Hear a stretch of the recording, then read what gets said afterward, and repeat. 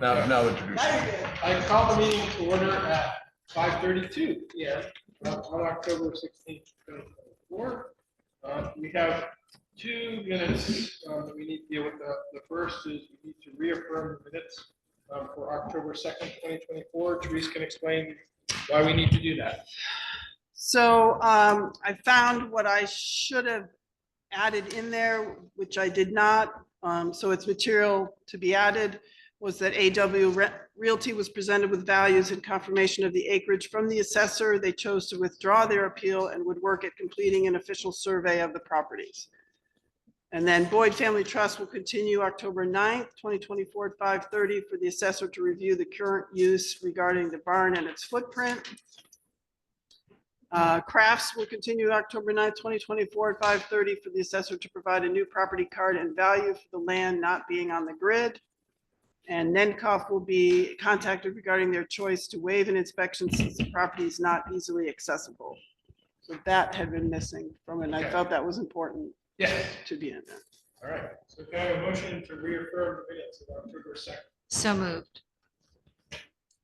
Second, all in favor? Aye. Opposed? Abstained? Okay, motion passes. Then I have a motion to approve the minutes of October 9th. I move we approve the minutes of October 9th. Thank you. Second? Second. Okay, all in favor? Please say aye. Aye. Opposed? Abstained? Motion carries. Okay. All right, so I am going to open the hearing on the first case, which is Marshall.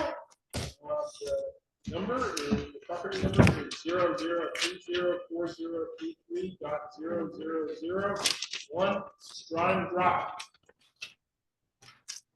That's you? You want to come to the table, please? Tom? Yes. Hi, Tom. These are from her. I know Jennifer. Oh, okay. I get in more trouble with that. You realize that, right? Okay, and well. Hang on. Why do you get in trouble? He's always in trouble. Okay. That's why he's sitting down here by the teacher. So it's Catherine, is that correct? Yes, Okay. Kitty. Kitty. All right. Yeah. Kitty. All And right. So who are you? John Gannon. On the select board. Okay. That John Gant? Gannon. G-A-N-N-O-N. Oh, okay. My dad was good. Okay. So the first order of business is I need to swear you and Russ in. So could you please raise your right hand? Oh, my goodness. Under the pains and penalties of perjury, do you solemnly swear that the evidence you give in the case under consideration shall be the whole truth and nothing but the Yeah. I do. Yes, truth? Okay. Thank you. Did you receive a copy of the orders of procedure for the Board of Civil Regulations? I believe Therese sent them to you. It's like that. oh, okay. I did. I think I did. Okay. Do any Board of Civil Authority members have a conflict of interest or have had any ex parte communications with Marshall? Negative. Hearing none. Okay. Russ, would you like to introduce this property for us, please? Oh, okay, sure. Can you hear me okay? Yes, sir. There's just one set. Okay. We got a property on one, I don't know how to pronounce it correctly, Stream Drive. Is it Stream Drive? Russ, can you sit back again? It's hard to hear you or understand you. Can't really understand. Strime Drive, During- how's it pronounced? S-T-R-E-I-M. Pronounced how? Drive. Strime? Can you hear me okay now? Yes. Yes, much better. They don't, Okay, so what we have is a house. It's classified as a two-family house. It's on 1.28 acres. Went through the grievance. oh, Tom. We took a recent look at the property, and the dwelling is in it's in poor condition. We increased the depreciation, so we have 69% depreciation on it. So we're saying it's only, 31% good, based on the condition that it's in. It's 2 units. There's one on the upper floor, and then there's one in the basement, which currently is not being used as an apartment, but it is designed as an apartment. So we have a current market value of $129,280. Okay. Thank you very much, Russ. All right. Kitty, Yep. it's time for you to present your case. Well, I don't know. Tom, do you have the pictures that I have? I just passed them on. We just passed them Oh. back and forth. That's how it works? Okay, well, some of them I took of the surroundings to show that there's no view. It doesn't have any value as a view, for a view. The road is somewhere down there. These photos didn't really come out very well, did they? But we saw a lot of pictures. Yeah, Do you have other properties that maybe could be used as comparables? Of similar like kind and quality and perhaps maybe lower? I imagine you're looking to lower your assessment here at this point. yeah. But let me do this in the meantime, before I do that. Mhm. Russ, can I ask you, have you physically seen this house? Yes, I had someone go out and take a look at it. I personally didn't look at it, no. Okay. Oh, We went out to actually take a look at it with the owner last week. The reappraisal was done statistically, I think. That's why I say that. But what I'm asking you for when you appeal these things is that you usually would have other properties of like kind and quality that you could show us that perhaps we have made a mistake or they have made a mistake, right? Do you have any of that information? I see a lot of pictures, but I don't see anything else. And again, I'm just perusing your table here right now. I guess I didn't realize that was what I needed to do for this one. I had it at the other hearing. I had a couple of other properties. And I guess my major issue is that it's not a two-family. You can see with the apartment at the bottom is now, which is all torn apart. And So you're saying it's not a two-family? no longer. Oh, okay. I guess what originally it was, or I don't understand how it could have been, because you see the pictures of the entrance. I don't know who would want to Okay. live in that apartment where the back rooms that I've shown have no windows. And it didn't come out, but there were 2 separate utility meters, and that is no longer, it hasn't been How long has it been that it has not been two-family? since I bought it. How long? ago was Oh, that? 30, and 94. 94? Mhm. Okay. And then it was, what's all torn up is Yeah.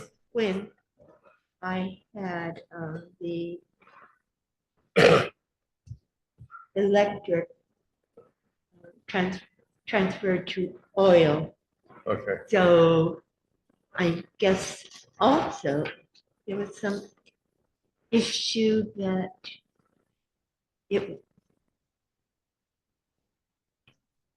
it doesn't have a fireplace that works. I heat with, it's baseboard hot water, and the house originally was electric. And in 2000, I had it All right. I had it, right. I had oil, and that's why the roofs in the bottom apartment are torn up. Right. And they installed, and I haven't been able to do all the work that I probably, well, I could have, but I just Mr. Chairman, have been doing the best I can. I think a lot of this is going to hinge on an inspection, when an inspection case. Sure. All right, since we don't have comparables, whatever. I'm not trying to cut you off. I'm just trying to, I guess, I know. move the process to the point Right. where we're going to have to take a look at your home and then make an So- evaluation. Right, and I just haven't been able to do all the repairs that I should have. I should or could have. So your property is currently valued at $129,280. What do you believe is the fair value of the property? And I want to pay a fair value, but it seems from when it was valued at 30,000, then went up to 140. Well, property taxes from 200 a year is now 1,600. That's a huge increase, it seems. And I did the best I can. It's the only home I have. And I have this argument also that residents are paying more than non-residents, which doesn't seem, I want to pay my fair share. But when there's second homes and there's a house up my road, one of their 6 or 7 homes. And it, I mean, So- I know. So what do you think you the can, fair value of your property is today? On April 1st? it can go back to the 70,000 it was, or I guess I need an explanation about how it goes from, Well, Russ is going to testify next, and so he can explain how he arrived at the current value, but what we need from you is what you believe the fair value of your property is. if it goes back to what it originally was, So, 70,000. original, 70,000, okay. Yes, and I guess I have my, it doesn't, how it's calculated, even when it was 70,000 one year, the taxes were 200 a year, the next, another year, it was 1,600. Well, the tax rate sometimes fluctuates based on the entire grand list, so that's why it can fluctuate even though the value of your property doesn't. But that much from one year to the next? Well, it depends on the value and then it depends on how we set the tax rate. So, I mean, there's 2 factors there Mhm. that you have to take into consideration. Okay. So why don't we let Russ explain how he arrived at the value of the current value of your property. Mhm. Okay, so, well, just a quick correction. If you look at the property record card, the value was $70,000 in 2019 before the reappraisal. At the 2020 reappraisal, I'm not sure how that number was determined. It was only valued at $30,000. And so something's quite wrong there. Then we for 2024, we increased it to 143,000 and then dropped it down to 129 for the grievance. Mhm. Now, one of the issues so I was able to find 3 comparables. There's very few 2-family sales in town. I could only find 3 usable sales, which indicated that the value was higher. But Where's her documents? but I No, her, the comparables for her property. I don't think she's seen any of these documents. I understand they may have been. Have it set here if you want. And Yep. You can have it. I guess in 2000, I did contest it went up to over 140,000. And then it was reduced 270. Oh, right. First sheet's on top. Okay. Thanks. Go ahead, Okay. Russ. And Okay, so, because there aren't very many two families, so there's not much to really compare, but, it appears that if the property was never used as a two family, even though the town had classified it as a two family, it may be better off changed back to a single family with an accessory apartment. And then if it was classified as a single family accessory apartment, then we could find more comparables. But the problem is that it needs a lot of work. It's in poor condition. It'll be hard to find something that's comparable. So the spreadsheet that I included for the comparables, it made adjustments for the condition and the quality grade. So we have it in this fair quality, poor condition. The three comparables, one is in fair condition, one's in average condition, one's in good condition. So the system automatically made an adjustment for it. But the bottom line value for the comparables is, I wouldn't suggest increasing it by any means above what it is now. repeat that again. A little difficult to understand. So I typically won't change the classification unless there's somebody says, well, it's not a two family. Now we know it's possibly, if it was never used as a two family, even though it was designed with a basement unit, it could be reclassified and then it may or may not affect the value. Okay, also, well, I do know the local person that built it. It was one of. Oh, I'm sorry, but I can't hear you. You have to speak into the microphone. Just speaking to the Yeah, you have to microphone. speak into the microphone. Oh, okay. And I have a mask. I had a cold. I Okay. don't want to give it to anyone. Listen. Oh, okay. You're fine, Mark. Oh, Thank you. okay. And you can see the back, the windows that are falling out. It was a poorly designed house. I know. Or I learned that it was the first one a local contractor built, and he didn't put any overhangs in the back, which is why the windows are falling out. If you can, some of the photos show the back of the house that doesn't have any, well, one window is out and the other's falling out. And I guess I just haven't been able to do the work.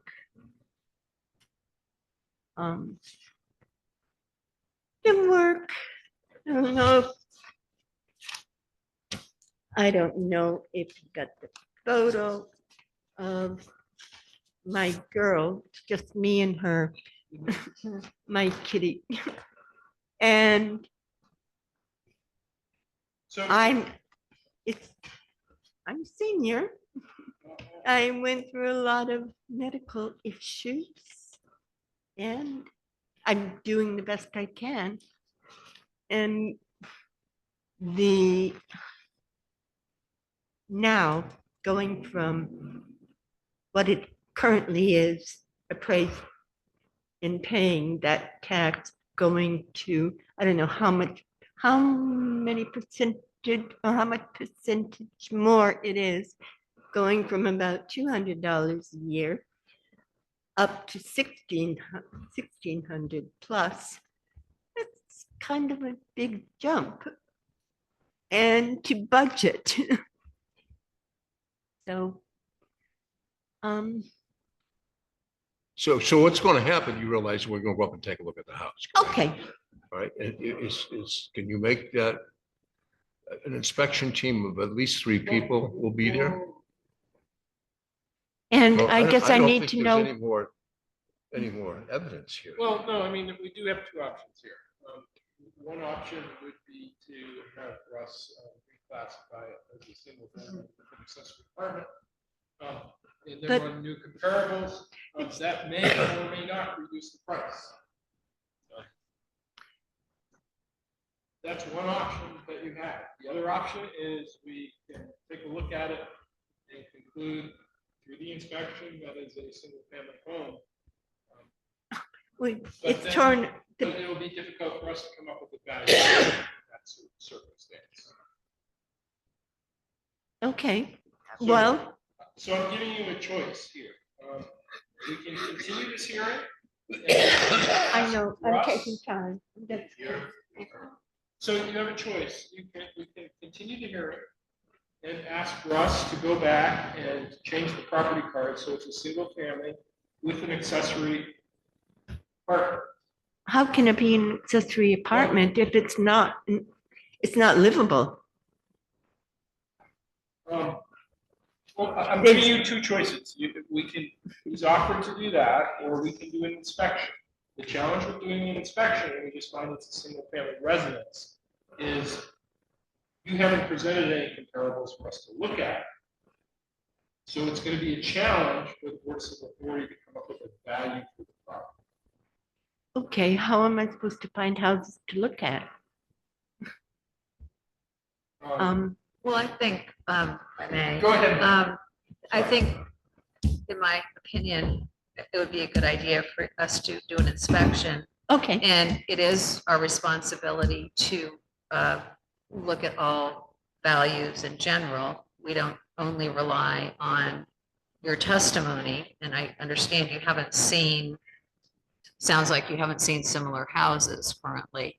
So I think whatever you decide, but we would normally go and do an inspection, with three of us and come up with a decision related to what the assessor said and what you've said about part of the space not being usable. That's, whether it stays a two-family or not is sort of immaterial if it's not usable space, and that's part of the inspection process. If we continue the hearing and we have Russ go back and refigure, she can come before us again when she gets the new figure, mhm. correct? And I So want to then you pay could- my fair share, but jumping, I've been trying to figure out how much percentage it is from 200 to more than 1,600 you have to pay a year. So you're thinking Russ would look at single-family homes that are 22,000, 2,500 square feet. With And come it, up. with the single family with the accessory dwelling. And come up with. Accessory a door, value. Difference between accessory And then- and two-family. Oh. They're in the same building. Yeah. Saying it's, could change, we don't know. Okay. So is it better to continue it?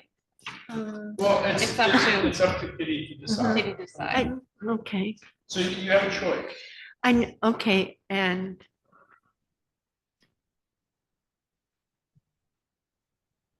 If you continue it, then Russ would Yeah, reevaluate. Russ can reevaluate at the same Okay. time. You could go out and find comparable sales yourself.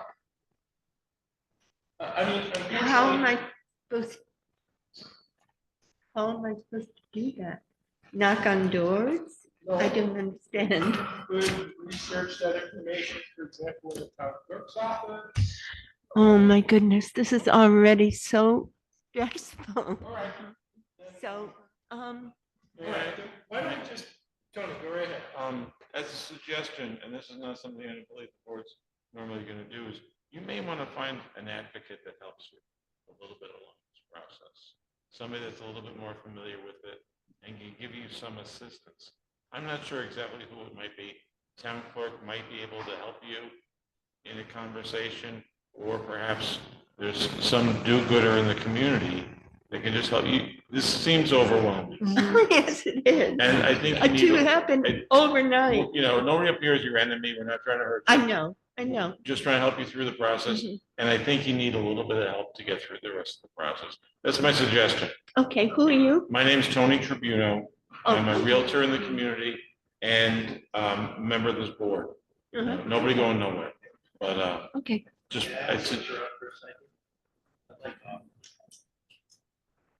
I'm very familiar with the process, and I'd be more than glad to get connected with you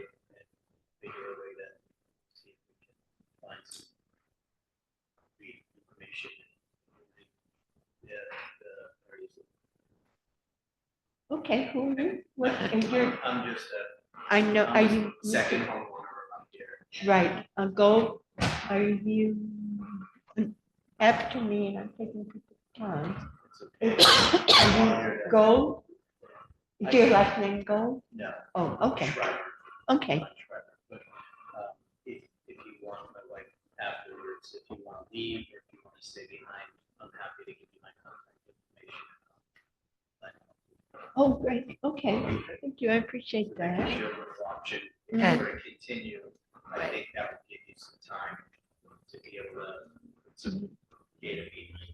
Right. I think that's a totally great suggestion. And yes, this is overwhelming It is. to have to It have is indeed. dealt with, but I did learn, it's all over the country that there are reappraisals in every state, or at least I spoke to someone in Pennsylvania who said that it's all over the country that they're reappraising properties. Okay, so And we're gonna continue We'll the hearing. continue it. Yeah. Are you available next Wednesday? Is that too soon or? Or is that too soon? We can do a 2 week. Oh, no, next week I have, I'm For scared. for the viewing, right? Nope, we're gonna continue. Yeah. Or for First it to thing. come back in. Why don't we do 2 weeks? How about that? Yeah, okay, and, well, okay. Okay? It would be on a Wednesday? Wednesday, October.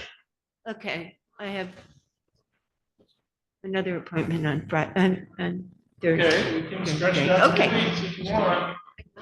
Sure, We're meeting every week, so. Oh, you are? we can Okay. Do 3 weeks if you like. sure. We're gonna be interviewing. Pardon? I'll accommodate, so whatever's good for you, and I think gives everybody a chance to capture some information. So Okay. can you do Wednesday, October 30th? If you could push it on 3 weeks. that would Yeah. be beneficial. So November 6th. Yeah, okay. Yeah, I know it's late, so. Yeah. okay, well, thank you. Okay. Yeah, And thank what is- you. No, That's good. So we'll see you back here. okay, and I apologize to everyone else for No, that's taking more fine. time. Everybody needs their opportunity. And Right, so, absolutely. Russ, will you redo a property card for a single family? I can't hear you right now.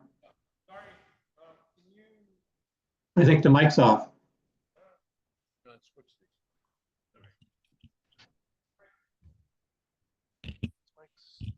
All right, Russ, could you do a new property card for a single family dwelling with an accessory unit, please? Okay, sure. Thank you. And one's I the guess 6th. it also is Every Wednesday. listed as 8 bedrooms, there are only 7 bedrooms. Okay, we'll have to deal with that in the property inspection. Okay, All right, well, thank you very much, Kitty. oh, no, thank you all. Yeah, thanks for the pictures too. They didn't come out really well. It's all right. I know it's hard to do them. And And yes, top there is side. no view. I know a lot of properties are worth something for the view. but Right. This has no view. And it is just me and my little girl. Thank you. Hope you feel better. Thanks. for coming in. Yeah. Yeah, Oh, yeah, I'm putting papers, but I don't know if anybody. Or I didn't. Give it to me. And should I give a copy? sure. Great. Yes, I- Okay, and again, I apologize. It's fine. All right. So continue to, what was the date? Sixth. November. November 6th, Okay, 5:30? yeah. 5:30. Okay, we're going to move on to the next hearing, which is Gold, property number 02320008.000 West Lake Road. And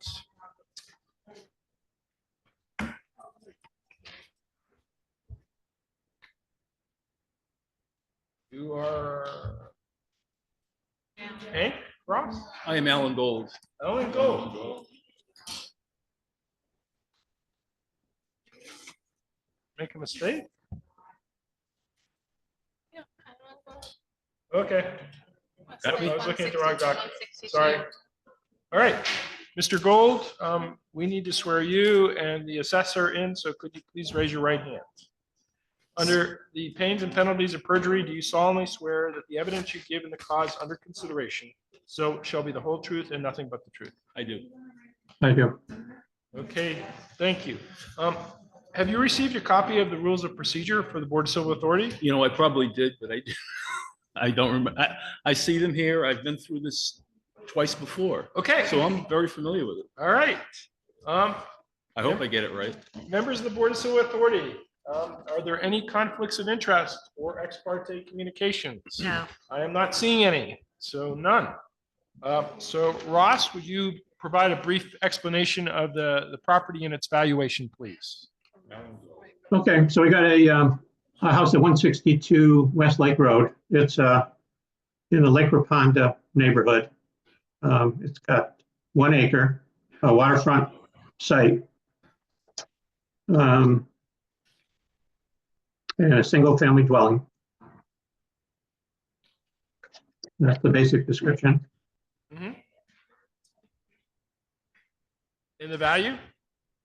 Right now, we have $856,830. Okay.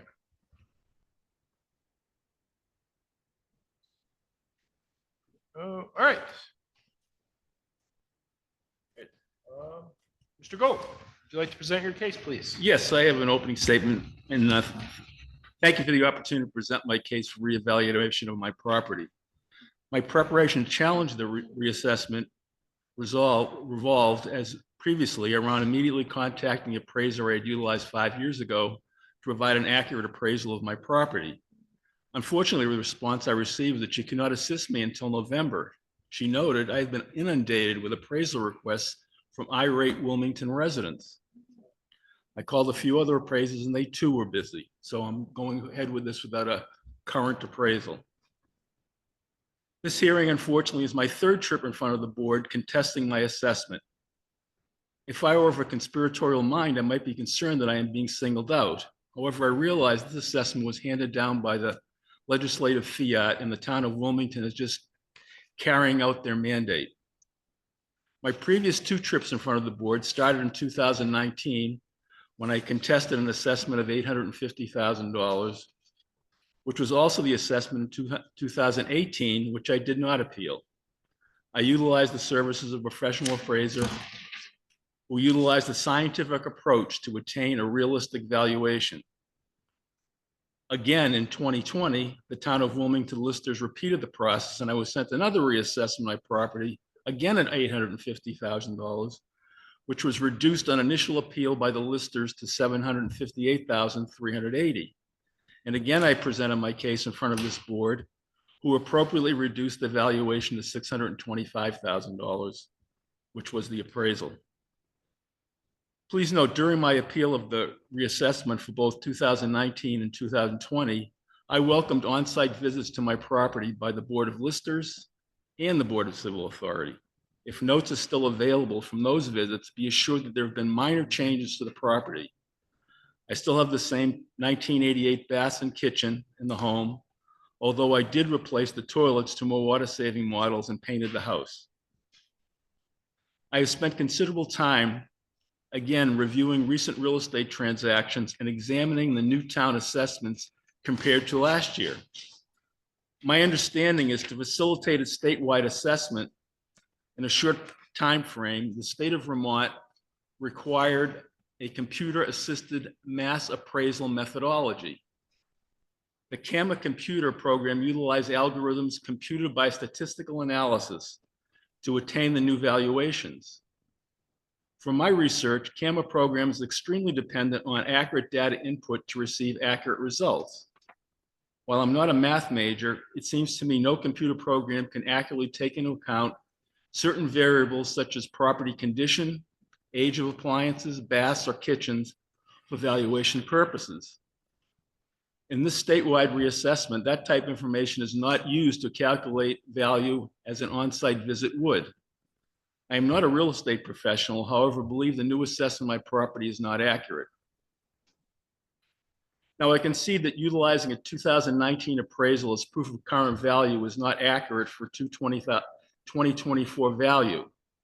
A 37% increase that the assessor has assigned to my property is not accurate either. Please note that the current value was within a few $1,000s of the value placed on the property since 2018 by the Board of Listers. This board determined that the value of my property was $625,000 for the tax year 2020, for 21 and to 22, based on their on-site visit. Considering the Vermont real estate has drastically increased due to COVID by an average of 22% during that 2-year period, I propose a new assessed valuation of $762,500. Could you please just repeat that?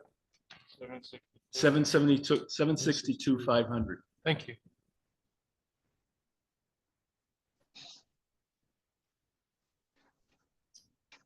All right, thank you. Russ? Okay, so I tried to find comparables. So I went, so I provided a market comparable worksheet, and I found 4 properties in the same neighborhood, the Lake Waponda neighborhood. 2 of them have waterfront and 2 of them didn't have waterfront. And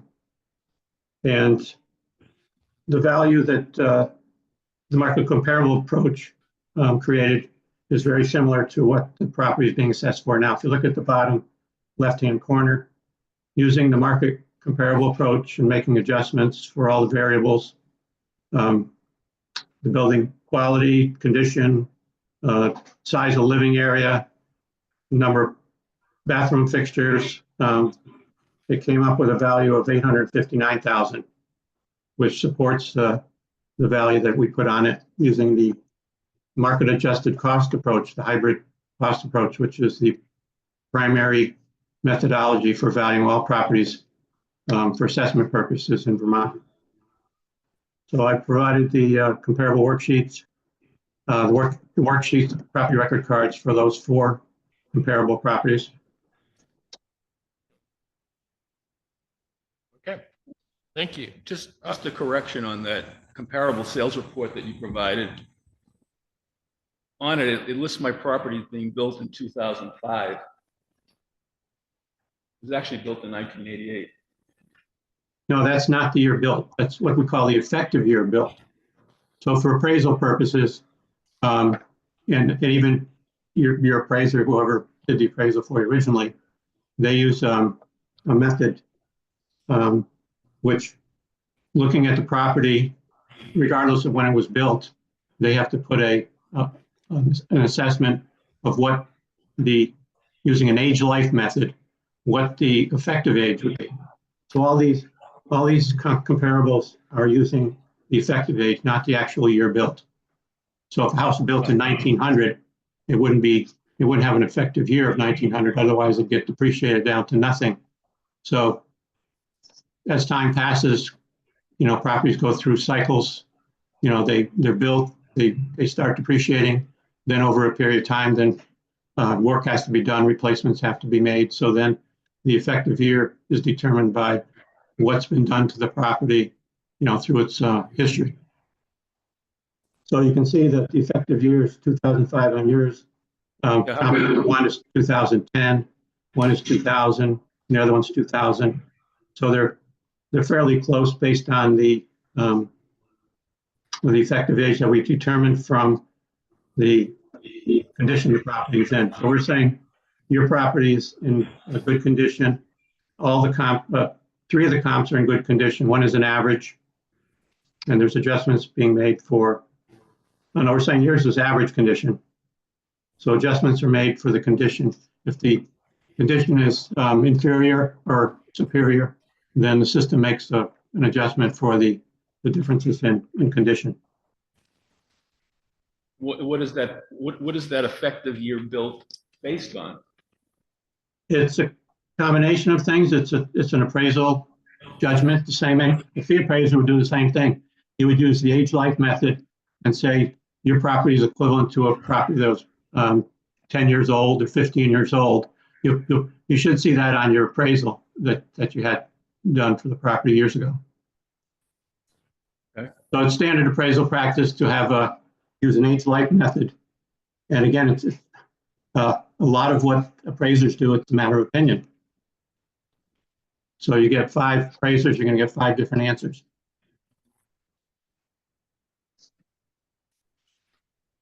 Are there any questions from the Board of Civil Authority? I don't see any. Okay. So- Do you have any other statements you'd like to make? No, I think I outlined what I think the property value is based on just what this board has valued the property up until 2022 and what the general increase in real estate values in Vermont are during the interceding 2 years. So that's how I came up with the figure. Okay. So, And I think that's fair. okay. So the next step in the process is we need to form an inspection team You to gonna go come out out. again? Yes. Just look at your old notes. No, Nothing's changed. sadly, we cannot do that. Simply, okay. So can I have people that want to, I think I've been to Mr. Gold's. all right, I will go again. When are we going? all right, Tony will go. When? I guess I'll go too. When? I think too, obviously the sales along Lake Waponda have been astounding. The past 12 months. Right. Never mind the past 3 years. And that's what we're seeing everywhere. We're seeing it up at Haystack, Hermitage, all these areas. Big demand. No, And I get mean, it. the prices are staggering to us. It's Right. just one after the other. There seems to be no negotiation and a cash deal. It's very, very much in vogue here at this point. Well, I think with interest rates the way they are now, I think that's probably put a damper on that kind of activity. Okay. Yeah. So when are you available to have your house? When do you want to come? Come tomorrow. That work? I can do it tomorrow. Yeah. I can do tomorrow. Okay. Done. Oh, we have one? Oh, wait, Friday. Right, okay. Yeah. All right. Sorry. Yeah, the sawmill will do it Friday. All right. So, Tomorrow's Thursday, right? yes. Yes. We're doing Thursday at, Well, that's what we're trying to determine right now. I'm in, tell me when. Oh, good. That's good. I want to come back. Mr. Gold, are you an early riser or? You tell me what time you're coming. I'll Oh, be up. okay, all right, all right. How about, hey, I'm are not- you available? Can you do it or- I'm not tomorrow. I didn't raise We my have 3 hand, people. but you Oh, got we don't, three. okay, Yeah. I'm sorry, I know. I was just trying to pull Meg in, you know. There's more. Real estate agents, you know how that is. So how about 10 o'clock tomorrow? What do you think? Too early? No. It's the middle of the day, fam. Come at 8. No, 10's fine. That's fine. Feed the Okay. dogs, watch the dishes. All right, 10. Thank you. 10 o'clock. Thank you. Thank you, Mr. Gold.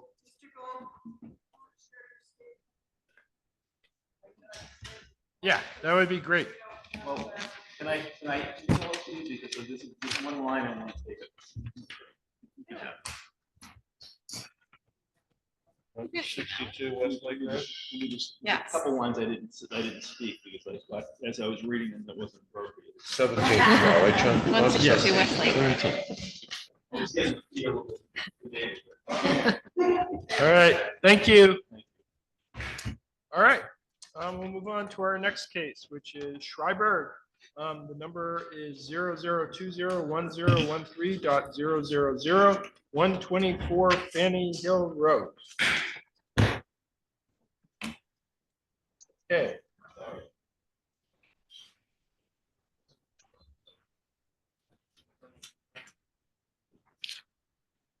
All right. Our first order of business, Mr. Schreiberg, is to swear you in and Russ in. So could you please raise your right hand? Under the pains and penalties of perjury, do you solemnly swear that the evidence you give in the cause under consideration shall be the whole truth and nothing but the truth? I do. I do. Thank you. Mr. Schreiberg, have you received a copy of the rules of procedure? I have. Great, thank you. Board of Civil Authority, are there any conflicts of interest or ex parte communication? No. I don't see any, so none. All right, Russ, would you like to briefly explain the property and the value that you arrived at? Okay. Yeah, we have a single family dwelling located at 124 Fanny Hill Road. It has 0.7 acres and a contemporary style dwelling. The current assessment is $869,680. Okay. Okay, Mr. Schreiber. Excellent. So first, thank you for your time this evening.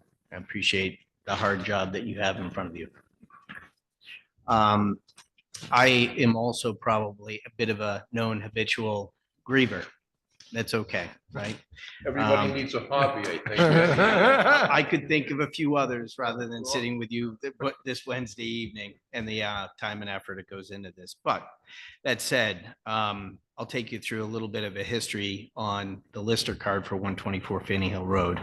In 2017 was the first grievance process I initiated with Board of Listers, Board of Civil Authority, and the PBR hearing, all of which were successful in reduction of my valuation. At the time, there were noted errors on the card, as well as evidence produced in terms of appraisals, independent appraisals that were also produced, hence the result of the reduced value. During which time, as you can imagine, the home was visited. There were several inspections through the process and resulted in a reduction in the value, which I was satisfied with. 2020, of course, we all know, townwide reappraisal. That was done with, once again, home inspections, right? Note cards, drawings of the home taken, et cetera. I should call to your attention that in my file is a drawing with all of the square footage, number of bedrooms, bathrooms, et cetera, that is in Teresa, the file under the home property, right? So I received that from you, I think, during, actually, yeah, I believe it was. Correct. Yep. Yep. Okay. So what I would like to do is just bring up the fact that at that time, I went through a Board of Lister and a Board of Civil Authority hearing. I was denied on both flat out, even though I came with evidence to errors listed on my Lister card. Those are also in that file that I have a copy of here. It was stamped and received as a result of a PBR hearing in which I stated the continued case issues that I was bringing. It's on page 2, where I call out square footage errors, number of bedroom errors, and quality of construction. Okay, that was in. You hold on for a minute. Yes. Do we have these documents? I can provide you with your document. Oh, this would be helpful. Yes. So if you'd like, these are the documents which I received.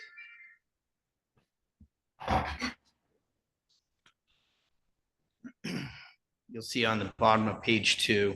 Now that is a letter written in advance of the PBR hearing, but as I am going to testify today, the same issues that I had during the Board of Listers and the Board of Civil Authority were the same issues that I was bringing forward to the PBR because I had received zero resolution.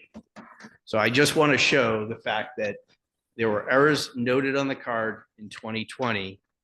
It was completely ignored and was not addressed. I want to fast forward, of course. Actually, I do want to make a point. I do believe that the errors that were in the 2020 card were a result of that reinspection. So when someone did a comparison to the 2017 inspections, they misread where a bedroom was and actually had 7 bedrooms listed on the house in 2020. Okay. Now I was denied, and it's been listed as 7 bedrooms for the last 4 years, and I've been paying the tax for a 7-bedroom home, even though I don't have a 7-bedroom home. Now, I'm going to fast forward to 2024. The statistical townwide reassessment forced down by the state. Okay. The errors have continued to persist, even though I have requested them to be corrected. During the Board of actually, it's no longer Board of Listers, it's the assessors. During the assessors hearing, there was a correction made in the number of bedrooms, and a reduction was applied from the original grand list appraised value. I want to call attention to a bit of a shift, and that is during the grievance period, the Board of Listers heard and saw 265 grievances. Of those 265 grievances, 23, in fact, were corrected and one as incorrect data. Just want to call that out. That's roughly 9%. Okay. If we extrapolate that 9% across the 1,423 other homes that are registered or recognized as R1 residential 1 comparative properties, that's roughly 130 other properties that may have lister card errors in them that you all have not seen, right? So I've stated there have been ongoing errors in my card.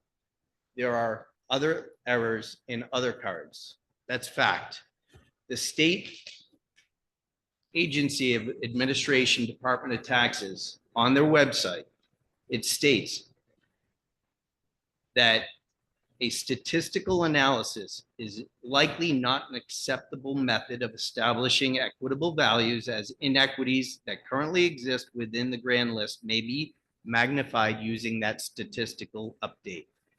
I don't think anyone here, anyone in the town, has done anything wrong. I think it's just the data is bad. There's factual proof. Now, when I've been given do you have a question? No. When I was given the comparable sales report, right? Mhm.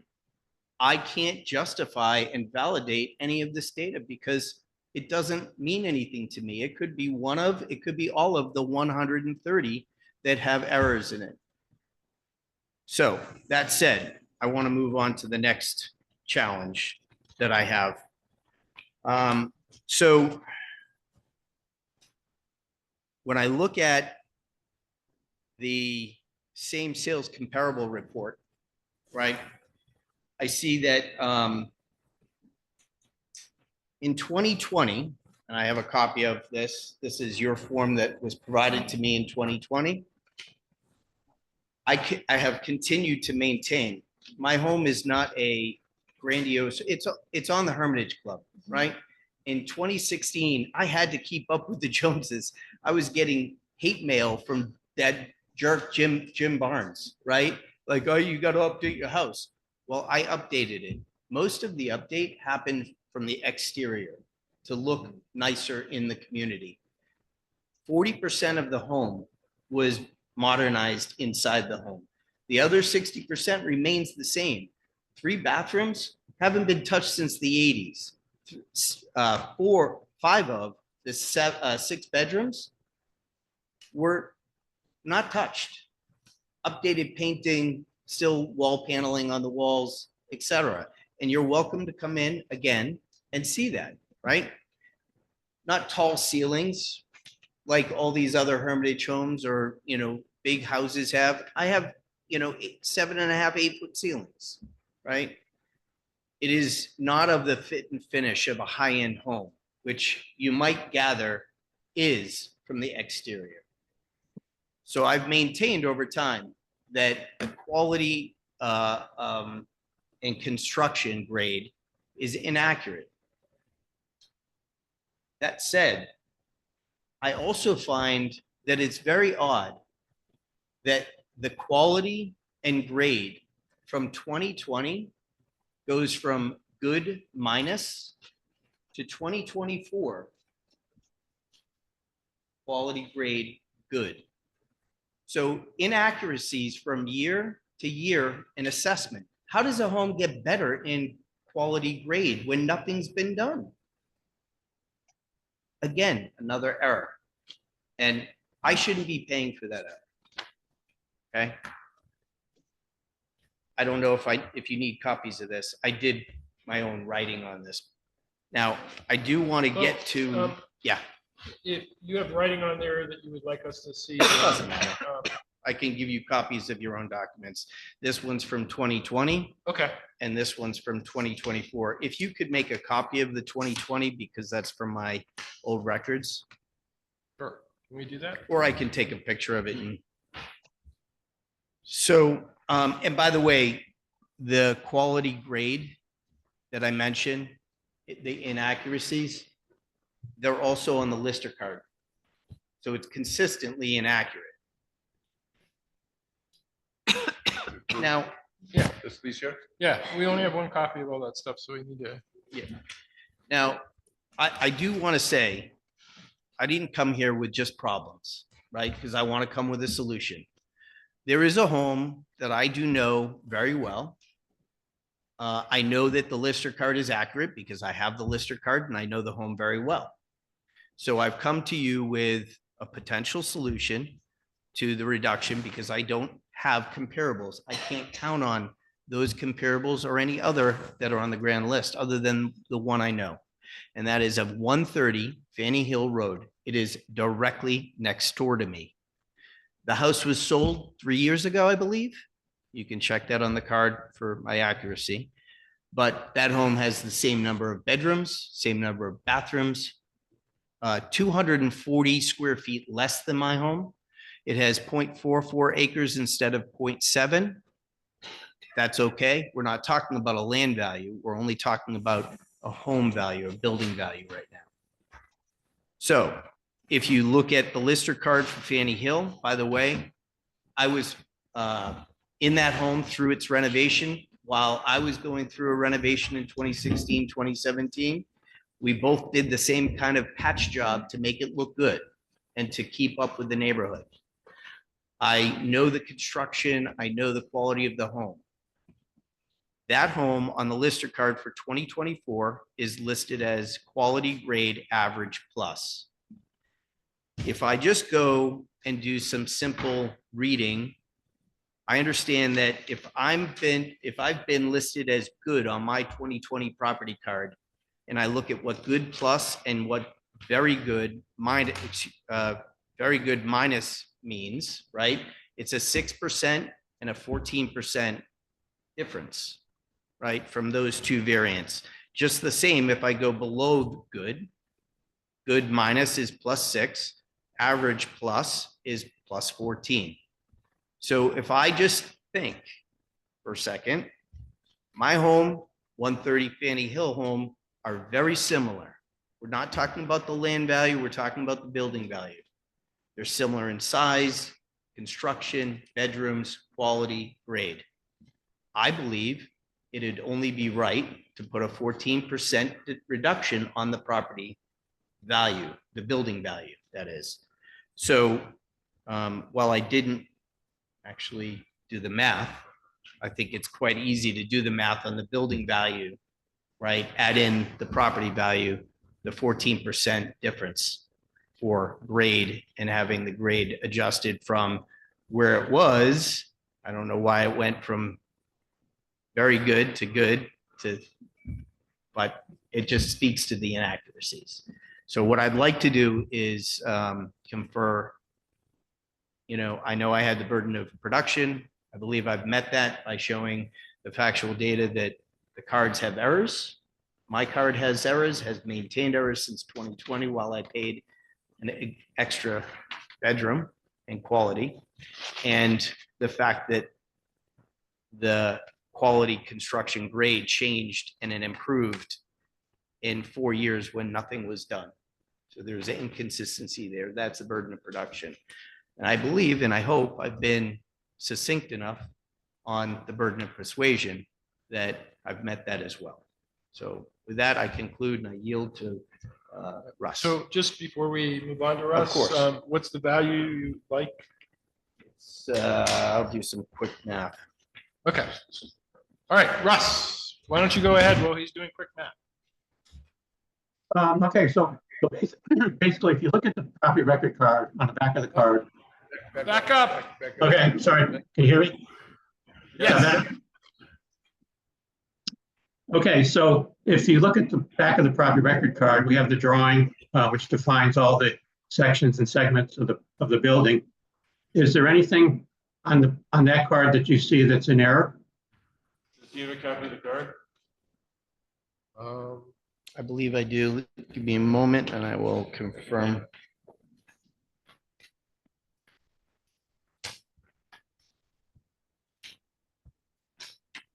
Yeah. That card, thank you. That card is, I don't know if you can see it. It has the drawing of the back of the home with the square footage, covered front porch, the deck. Is that the one you're referring to? Yes, yeah. So I'm sorry, you were asking what question? Well, you said there was errors on it. I just wanted to try to So find the error that I maintain is consistently there is the grade quality. I maintain that it's it is similar to that of 130 Fanny Hill. And I believe that is average Plus, I think you said. plus. That's Yep. correct. Thank you. Good. So So is there other factual data? So in regards to the bedrooms don't change the value. So the standard methodology, it's based on the square footage mostly, and then the quality of construction, the number of bathrooms. And is any of that incorrect? So if that's the case, then when I met at the Board of Listers, they corrected the number of bedrooms from 7 to 6, and they made a reduction. So I do believe the number of bedrooms does in fact affect the property value. Well, no, I know for a fact it doesn't, but so we must have made some other change to reduce the value down. Either we made a change to depreciation. So when I looked at it after the grievance, I made changes based on what was presented at the grievance meeting. And so the value was reduced from 961 down to 869, quite a bit. So I wouldn't have something else that was changed affect the value, not the bedrooms. Well, I don't think we're arguing about bedrooms at this point. The bedroom count is accurate. It is 7. It's been corrected. The No, it's lister 6. card properly, excuse me, thank you. Yeah. The lister card properly reflects 6 bedrooms. What I don't believe it properly reflects is the quality construction, which in fact does adjust the value. Because if I look at the comparison sales report that you gave me for this hearing, you can see that some of the comparables have been adjusted for grade quality construction. So as I look at East Village Circle, it's minus 14 because it's very good and I'm good, right? Correct. Okay. If I look at Coldbrook 529, it's good plus. So there's a 6% reduction because I'm good. Is that correct? Well, if it's inferior, it adds. So it added 6% to that. Right. So what I continue to maintain is there are errors on the grand list. I have no confidence in these other comparables that you have given me. It doesn't matter. What I will say is I continue to provide a solution, which is 130 Fanny Hill is consistent with the home at 124. If you'd like go visit 124 and go visit 130. Okay?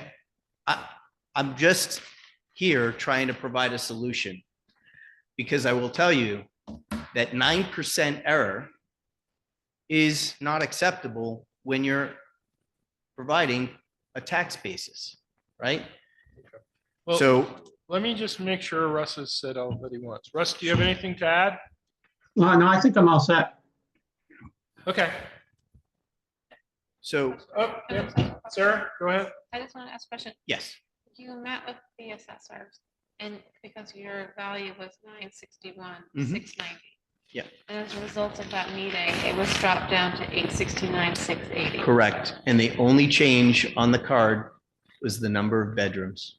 Okay, and you spoke to them as well about the other error of the. In very fact, I good- did. You can check the meeting notes. There's a recording.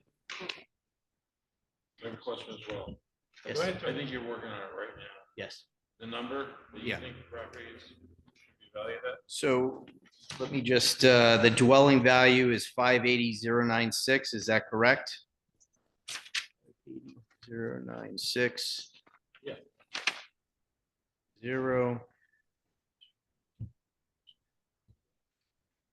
There's a reduction of 81,334.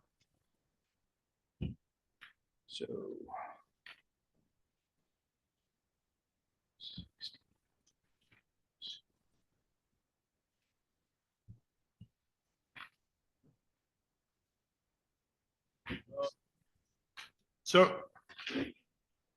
So the computed value, there's a computed value and a value. I believe that the value, which is 613,500, is the value that is with the addition of the shed is.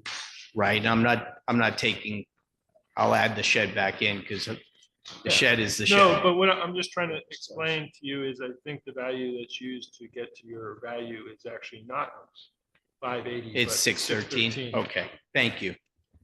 Let me fix that.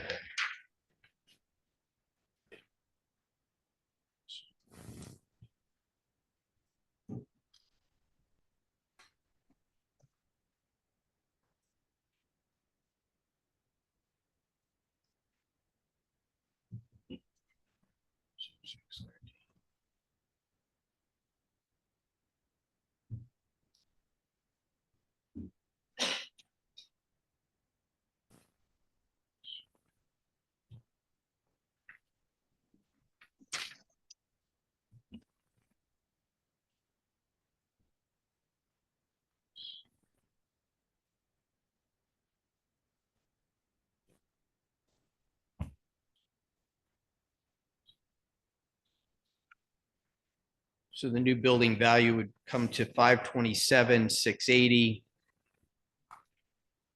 Add the 6180 and the 250,000 for site value.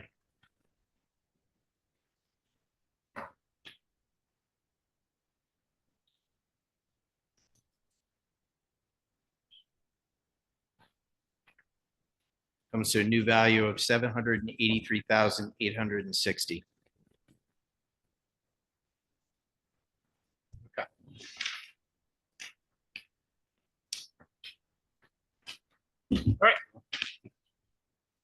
So if you sold your house tomorrow, what'd you ask for it? I'll tell you right now, I have the house listed for 1.4 million. Yeah. I have had 0 people interested.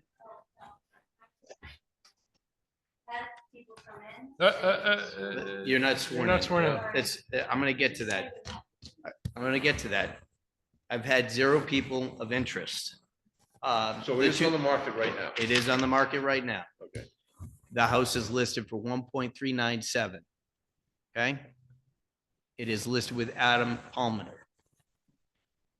There have been 2 people, 2 families that have come through that home. They have had 0 interest, no offers, no second visits, 15 minutes in and out of the house. Okay? Now, 1.3 million, 37 or 397. I'm going to say that there is one thing about Fanny Hill. It's good and bad. You either want to be on it or you don't. And those that want to be on it are members. So how many members are currently looking for homes? Right? So No idea. I can assure you that the market opportunity is far smaller than the market opportunity in a broader market search for Wilmington. Okay. I don't know what the house is worth, right?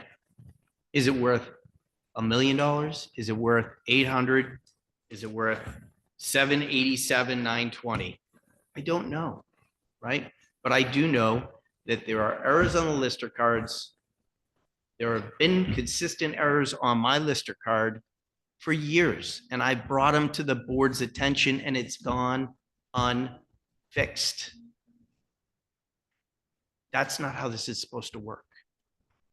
And so all I'm trying to appeal is I came with a solution. I think it's a valuable, a realistic solution. Okay. I don't get to say what my house is worth until someone in the market says, I want to buy it. And that in that case, if it's sold for something more than 787, 900, the town gets to capitalize there. But today, it can't capitalize on me because I have met the burden of proof. I've met the burden of persuasion. And that's what's fair. Can I ask one other question? Sure, go ahead, Sarah. You keep saying the lister card is wrong. The bedrooms have been changed. We see They have that. been corrected. The quality, is that That's the only thing that needs That to be is the changed only now? thing that I believe. So the square needs to be footage is corrected. correct. And that was corrected in 2018 because it took a while for the hearing process. That was corrected during the PVR hearing. Okay, so the only error now is quality. That is the only Okay. remaining error on my card. Yes. Thank you. You're welcome. Thank I you have for I have asking. two questions. please. Absolutely. How long have you owned the home? What year did you buy it? Bought it in 2009, winter of 2009. Am I allowed to ask what you paid for it? It's on the lister's card. It's on the list. Yeah, and I don't know that that's relevant, but Okay. yeah, I mean, it is on the lister card. I think I Okay. paid Didn't remember reading about it. 360. 360. I think so. All right. Thank you very much. And if it's not inappropriate this time, I want to commend you for helping out the other party. I think that was very nice of you to step up. Well, I thank you. And I really meant what I said earlier. You have a very hard job, and you do it gracefully. And I don't mean that to sugar anything. No. It's a very hard job. You don't think this is just a facade of us here, just sitting here? You know, like I said, I could find a better hobby. Yeah. Have you ever visited the assessor's office outside of grievance or I have actually. to make changes? with the Yeah, property card? I have. As a matter of fact, when I lost the PVR hearing, it was actually, I messed up. I wasn't able to actually submit paperwork in a timely fashion. And hopefully, you know, I mean, you never know, but maybe it would have been resolved. It was about a year later that I tried to get it resolved and it didn't get resolved because we're still here talking about bedrooms and quality of grade and construction. We have a new person in the assessor's office. I don't know whether you met her or not. Sarah? Okay, I would have, no, I'm Yeah. very serious. I would go in and sit with her yeah, and let her make the corrections. Russ can review, and then we could go from there. hopefully, That's one of the other areas, but we Yeah. still have to do an inspection. yeah, And you know, Can I just All right, ask, Meg. Yeah. on your card, the original age is 1968, do you think that's correct? So the house was built in Yeah. 1968. Okay, so Yep. what the original And- house is up there. Yeah, Yeah. and when I bought it, it was completely original. I mean, it's interior spiral staircase and, you know, the water filtration was underneath. I mean, so when we did the renovation in 2016, you know, we put in a proper utility closet. That was another thing that was wrong with the lister card was they had it as interior square footage that was finished. And in fact, it's not, it's utility space, but that was corrected in subsequent years. Yeah, you're welcome. Okay, so the next thing we need to do is create an inspection team and schedule a date. Volunteering. I've been to the house before, so I'll volunteer I've too. been there twice. Oh, okay. In Like I fact, said, wrote habitual. I wrote the last inspection report. Vincent was with me. And Linda Are you the Brady, one that put right? bedroom on the second floor by accident? Because that's been a bane of my I existence. think yours house had the drop off behind the house. which It was did, and then I had to do right after Irene, I had to put in a huge stone wall. That's right. All right, Okay. Yeah. so now we need to schedule a date. Here's, Tom? Is that okay? Or does somebody Go, else? let's go for it. Yes, sir. I can become part owner for God's sake here at this point.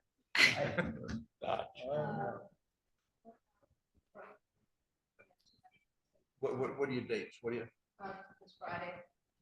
What are your date? What are your date? You have to ask people are gonna let you we in. came up specifically for this hearing and we're leaving tomorrow morning. Now, I could be back. You'd have to take off. I'd prefer to be there. You have a realtor, right? I do, but again, I'd prefer to be there. Friday doesn't work. I have to fly out. I'm flying out next week as well. I'm out all week. So it would have to then be the following. All right. Okay. All right, let's put it out there then. So the week of 22nd, 21st, 22nd, right? 21st, 22nd? No, that's It'd be next the week. week of the 28th. Oh my Week of the gosh. 28th. The All right. What date works for you, Mr. Schreiber? We'll see how it works.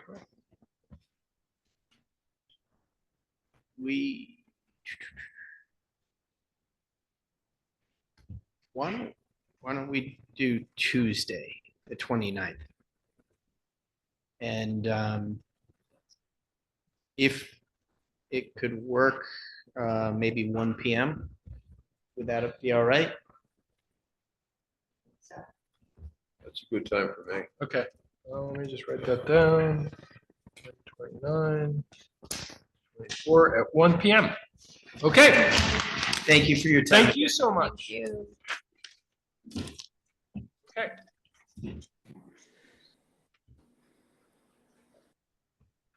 All right, we're gonna go to the next hearing, which is Cone Trust. The property number is 00CHA 143.000 43 Streams Way.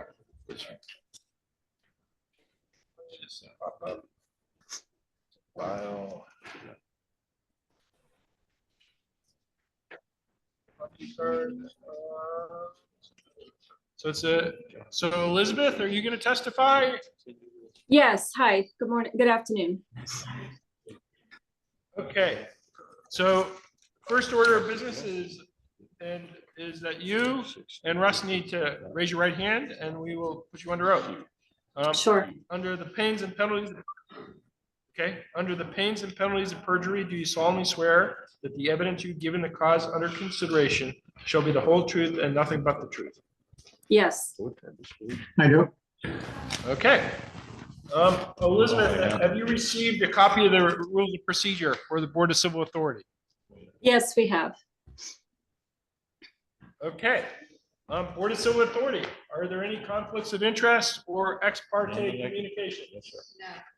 I am hearing none. All right, Russ, would you like to give a brief description of the property and its value? Take some notes. Okay, so we've got a single-family dwelling at 43 Three Streams Way.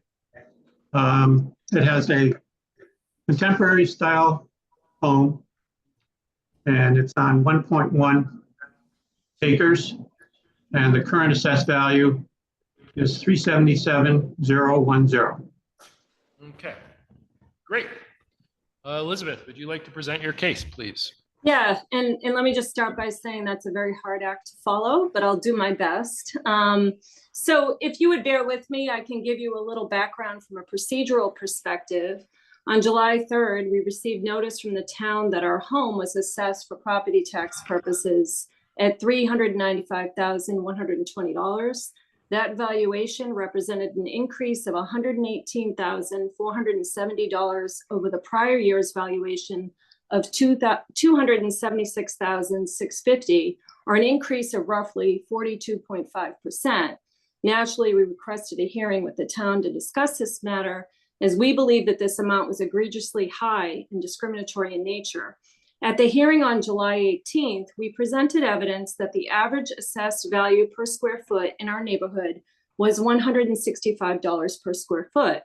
We suggested that if we applied the average assessed value of $165 per square foot times the square footage of our home, the assessed value should not be more than $296,172. However, given that there had not been any improvements to the home, to the interior of the home since we purchased it on December 12th, 2015, we suggested a more accurate assessment would be $280,000. We were notified after that hearing that the assessed value of our home had been decreased to $377,000 and $10, my apologies. And we received a tax bill reflecting the same, which we timely paid. In preparation for this appeal, we were poised to present evidence of the assessed values of comparable homes in our neighborhood, but we are happy to discuss the comparables that the town is, supplied instead. And just a little background about the property before I dive into two of those comparables. The house was built in 2001, and we acquired it in 2015 for $220,000. In 2016, we hired Tom Rail, I don't know if any of you know Tom, to replace the siding of the home because it was not in good condition. And he also added a garage, which is not insulated, and a breezeway. The breezeway does not have a concrete slab under it. So, I just wanted to point that out because I suspect you all are going to be wanting to visit the home. And if you do, you have to leave the kitchen door open to the breezeway or our pipes will freeze. Finally, we had the interior of the home painted. Last year, we replaced the roof because it was leaking into the attic and the master bedroom ceiling. That was unfortunate because we also had a mold remediation, which was a nightmare. In any event, we have not made any interior improvements to the property. The kitchens, the baths, the flooring, which includes carpet and hardwood, for example, are all original to the home when it was built in 2001. They're 24 years old. So if you'd bear with me, I'd like to dive into two of the comparables. The first one was 47 Snowshoe, and I hope it's in the packet of information that you all have. I'll pause there if it's not. It is. Oh, perfect. Okay, good.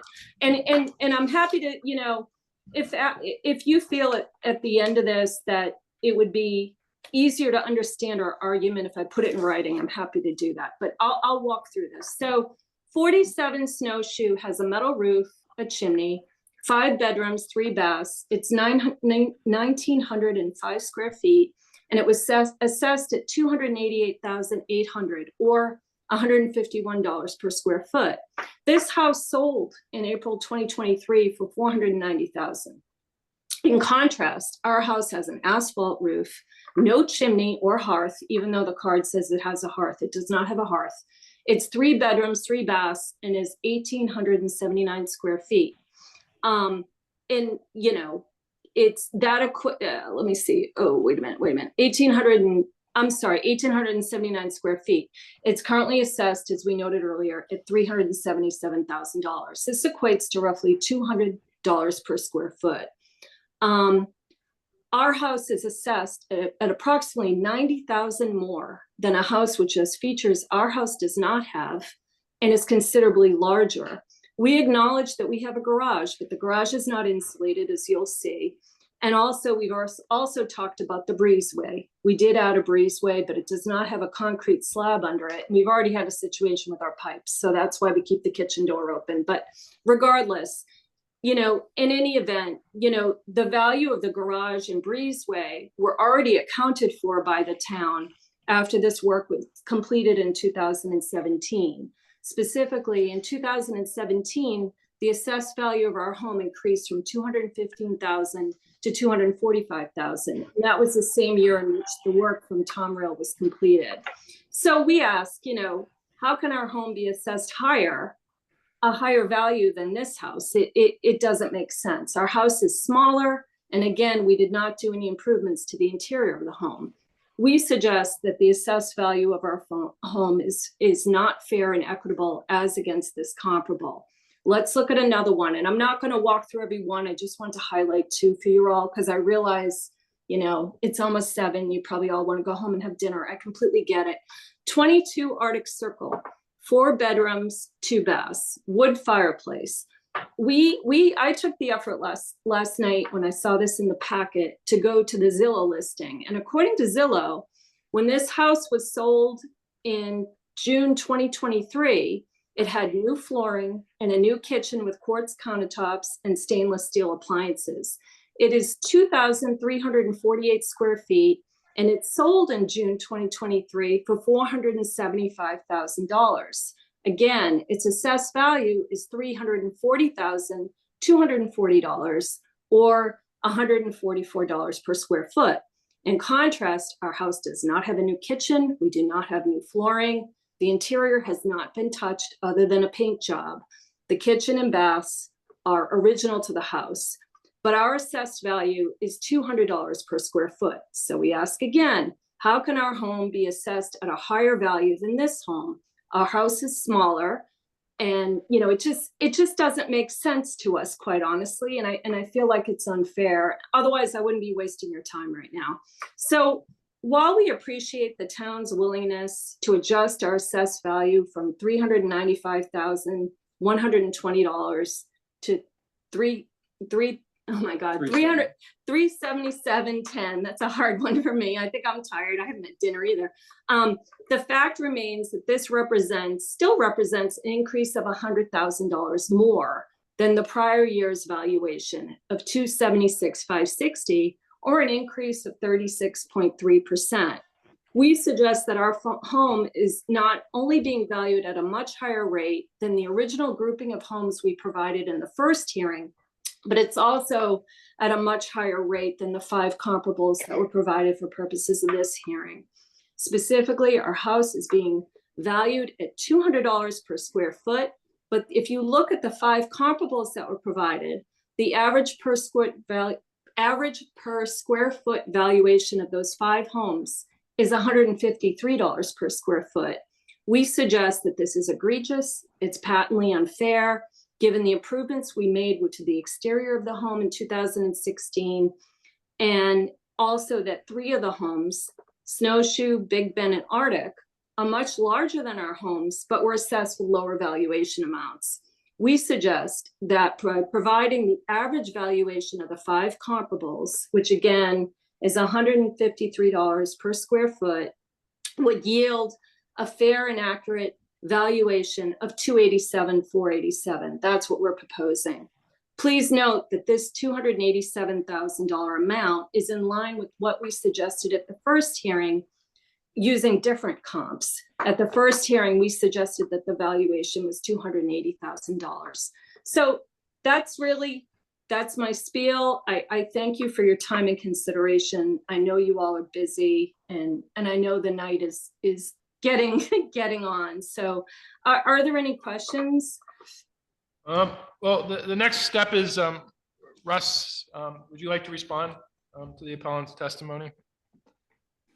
Well, no, there's not much I can say. All the comparables that I could find seem reasonable. They're similar size. We're in the same neighborhood, and that's about it. All right. You might just want to explain the adjustments you make to these properties. Well, the adjustments, the market comparable approach is basically a support approach.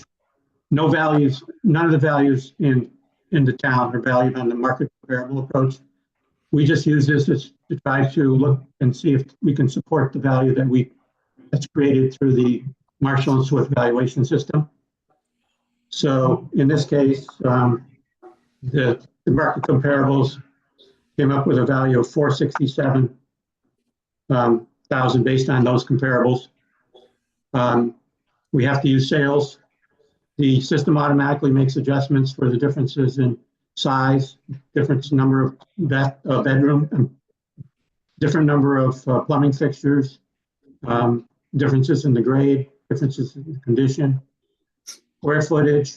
All these adjustments are made on the market comparable approach to come up with the support value. Okay, thank you. Are there any questions from the Board of Civil Authority? Meg? Is the square footage on the product correct, 1,879 square feet? I think so. I honestly thought it was 1,800, but I assume when you go visit the property, you could verify that. I thought it was 1,800. I didn't think it was 1,879, but you know, I don't know. Honestly, it's not bigger than, 1,879. I know that. Snowshoe is the same size. Right, exactly. That's it. Right. The one next to it Right. is, they're both 1875. That's why I was at the same, I was 1879, I had the same thought. Yep. Okay, any other questions from the Board of Civil Authority? Okay, Elizabeth, anything else you'd like to say? No, I appreciate your time this evening. Okay. The next step is we need to get an inspection team together. Who would like to volunteer? I can tell you, our house is sadly, we're in Maryland. My house is on Chimney Hill. Yep. I can call Chimney Hill tomorrow morning and get them to leave a key in the vestibule so you all could go visit as early as tomorrow afternoon. It really doesn't matter. Okay. I Okay. wish I was there. I'm sure the foliage is glorious right now. It's good. Fast peak. Good. It's fast. Oh, But we would like somebody with us if we're gonna enter a home. oh, Somebody from Chimney Hill could Right. accompany us. I'll ask them. I can ask them. Sure. I don't think that'll be a problem. 22nd. Do you usually do that with Chimney Hill? I would think that would be okay, right? I mean, We're very trusting folks up at Chimney Hill. Is there any chance we could do this tomorrow after the other one? Well, first, let's get the inspection team. Yeah. So When's when it is? I can do the 22nd. 22nd. When is that? What is today? Today's the Tuesday. Tuesday. All right. 22nd in the morning or in the afternoon? I can request someone from Chimney Hill to meet you there. all right, so Sarah, 8:30. Meg, okay, and Tony? All right. All right, So 8:30 or 9. Yeah. 8:30 or 9? 20 wants 9. 9, I guess, would probably be better. I don't know what time they start. All right, 9 a.m. Great. 9 a.m. Thank you so much. Appreciate Thank it. you. All right.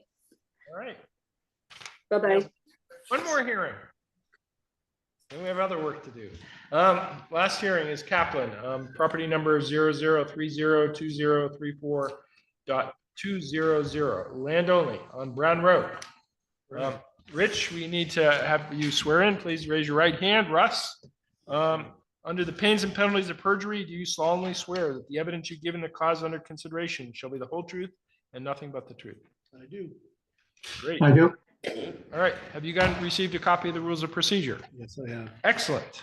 Board of Civil Authority, are there any conflicts of interest or ex parte communications? I'm not going to hear it. You're not going to hear it? I'm not going to hear it. No. Okay, Sarah is abstaining. Okay, so other than that, there are no conflicts and no ex parte communications. All right. Russ, would you like to briefly describe the property and the value, please? Yeah, basically, we have a vacant lot located on Brown Road. It's 24.8 acres. And it's considered a buildable lot. Current value is 118,000 even. Okay. Rich? Did you guys get this? I sent this in Yeah, we have all that. as my evidence. So I guess this is going to be my most compelling evidence. I think that land is extremely hard to value. You know, we're selling huge very expensive parcels of land, you know, 300,000, 400,000, big views. They can be as small as 4 or 6 acres. I think that this is being looked at and being priced where it's at because of its size, being 24 acres. I think that what needs to be looked at is the effective use of this property and the cost to build on it. In my diagram, all right, we are right at the end of Brown Road. That's where the truck turnaround is. I've noted that. And then there is a large wetlands spot in the middle, which is all alder. Back when Barry Reardon was alive, he really wanted to clear that and make that into a meadow, but the state shut that down. So that's really unusable property. And then last summer of 23, I had a logging operation done on it. I'm in current use. And if you remember the amount of rain we had last summer, it was a nightmare for my logger. So the access down into the lower end of this property has been pretty chopped up. So, you know, my argument is the effective usefulness of this. I don't think that there's any real comps because sometimes the value of a 1 acre parcel or a 5 acre parcel, the amount of acreage does not matter. And in this case, I don't believe the fact that it's 24 acres that really increases its value. To get to where the house site would be, and I believe there's a house site on this. Okay, you'd have to come in below the wetlands, and to put a driveway in, to bring power in, you're talking about probably a couple hundred yards. Okay, and you know those costs. I don't know if anyone's looked at those recently. To put per square foot driveway in, to bring power in, I think that affects the value of property dramatically. There are no views on this property. You know, in my opinion, it's worth 55,000, what it's been, you know, at. Okay. And I guess the little bit of a rub that I have for having to be here tonight is when I went to the original grievance hearing, I said, please do a site visit. You have to do a site visit to understand this parcel of property. Well, you know, it fell on deaf ears. Okay. And certainly sitting there, you cannot value this property. Russ, Okay, for starters, this property is not in current use. Sit back, please. Yeah, I couldn't understand what you're saying. Thank you. Oh, this property is not in current use that we know of. No, this part is not part of the rest of mine that's in current use. Okay, so I thought, no, But we still logged it. Okay, so basically starting with the house site, we have it considered, we've considered a poor house site. So it knocked the base value down to $20,000. Then we also took minus 20 off of it because it's doesn't have any utilities and it hasn't been improved. So this property, the house site is valued as low as we can get it, $20,000 for a 2 acre site. And then the residential excess acres just goes into the standard formula. There's no influence. We didn't put any negative or positive influences on it. And I tried to find comparable sales. So I found three comparable sales, but as you mentioned, trying to value vacant land is very difficult. And land sales are very erratic. So when you look at the 3 sales that I have, I tried to find properties that were similar size to yours. So one of them was 34 acres and it sold for $95,000 back in 2023. And then there's one that is 22.5 acres and that sold for $80,000 back in 2021. Again, this is prior to all the property increases over the last 3-4 years. And then there was one that was 21.1 acres, and that sold for 199,000. So as you can see, it's all over the place. Typically, we don't walk land to, we can't go out and walk everybody's land and try to determine how much is wetland, where the house could be built. If there's any obvious negative adjustments, then we would make negative influences. If there's positive influences, we would make adjustments for that. In this case, there's been no adjustments made to the land calculation other than classifying the house site as a poor, possibly a poor location or poor condition. My headphones are falling off. Oops. I think that's about it. So what I couldn't quite hear. So you're valuing the house site at $20,000, 2 acres? Minus, no, the house site is $16,000. Okay. So the First rest, 2 acres. so the rest of the acreage, you're valuing at 102,000. Right, it goes through a size adjust curve based on the size of the lot. It automatically calculates it as the lot gets bigger. It reduces the dollar per acre rate. So it's basically, right now, it's about $4,400 an acre for the excess land above and beyond the 2 acre house site. Yeah, again, that's exactly my point. Okay, is the house site worth 16,000?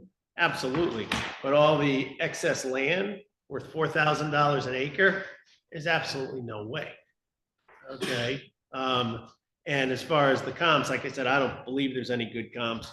I don't know those sales. I don't know if there's views involved.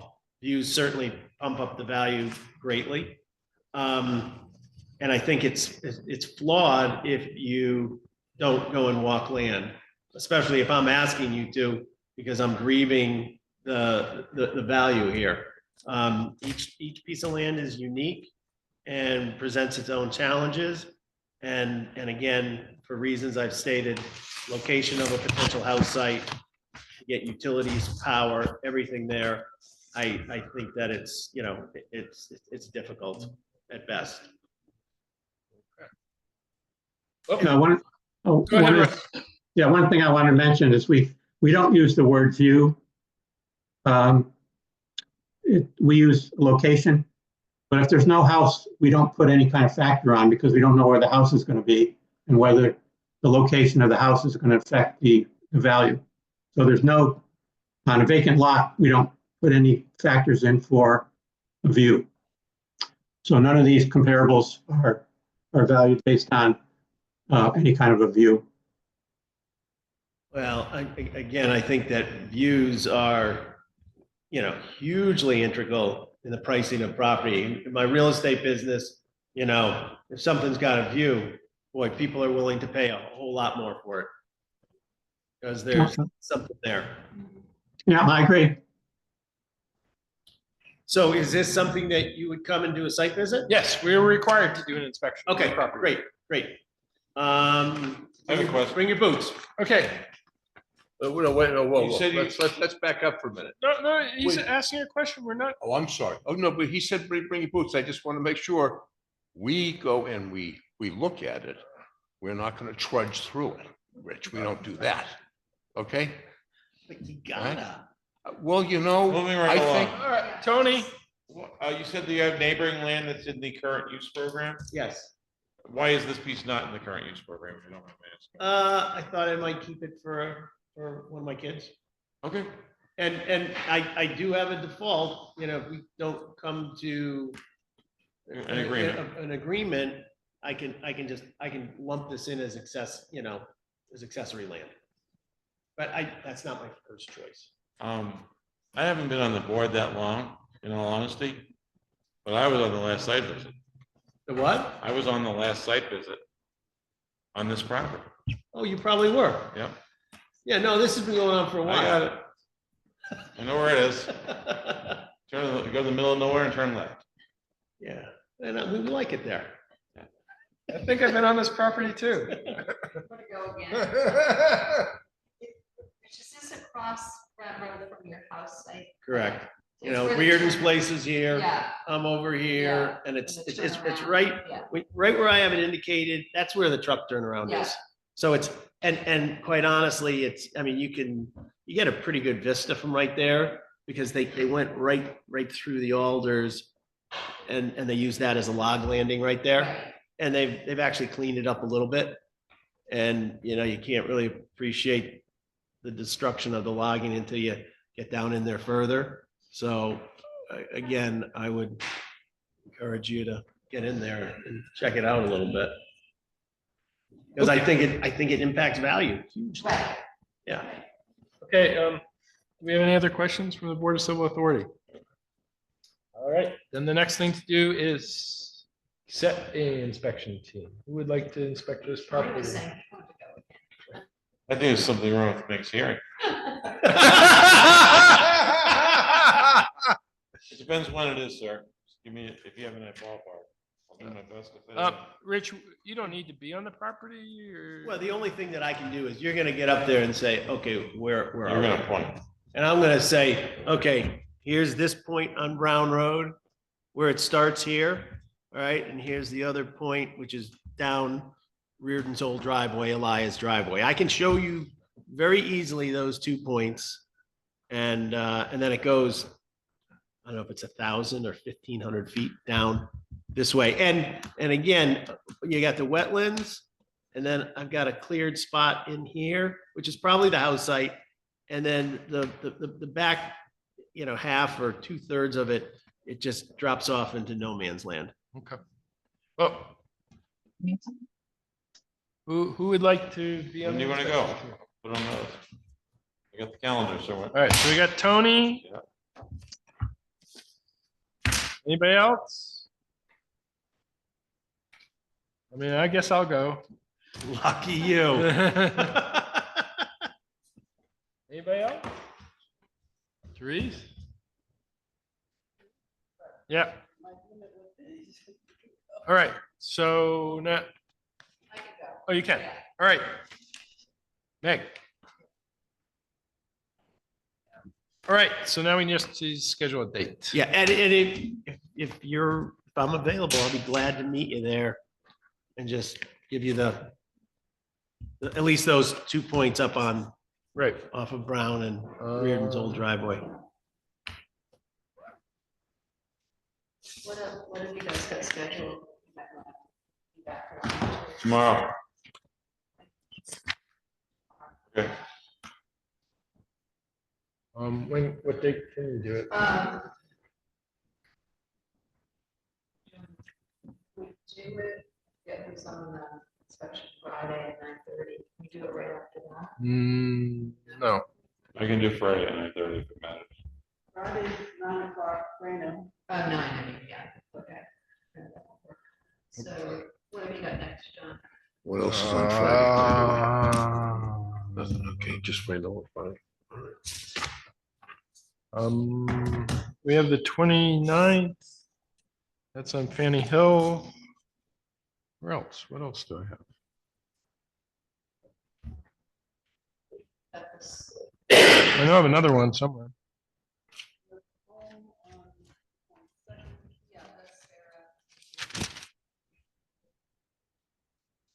Tony is on that.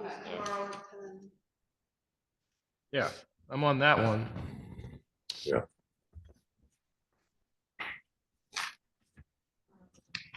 I mean, it doesn't have to be right away. No. Is the wettest basement. It's gonna snow. And there's wall-to-wall curb. Bring your snowshoes.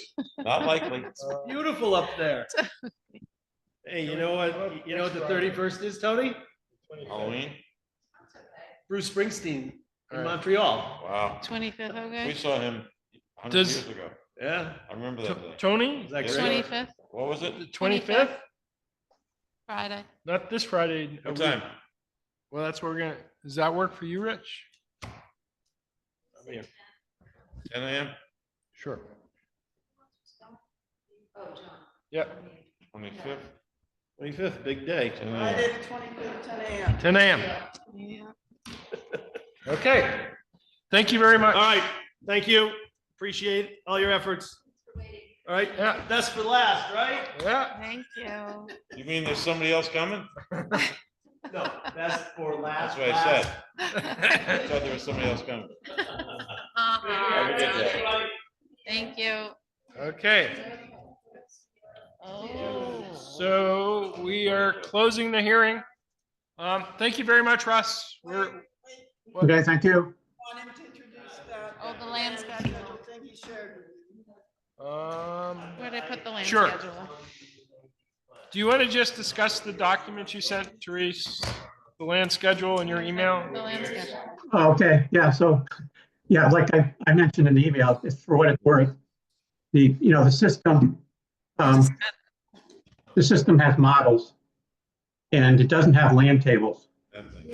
So basically, we develop the models, That's what we're talking about. Land schedule? which have parameters. What's this? So it's kind of somewhat meaningless. It had a Okay. sections. Do you have a copy of it, John? I'm trying to pull it up right There we now. go. I have it. For what it's worth. Land schedule. Oh, this is it. I've got this. No. I just had it. I was just looking Something at else. it. And I can't find it now. It's right here, Says Sharice, for what it's from worth. Ross. Here we go. This is it I right think here. now you have to figure out how to read it. It's the name of a Stephen Still song. Did you know that? From Ross. For what it's worth. That's how he starts the email. Right here.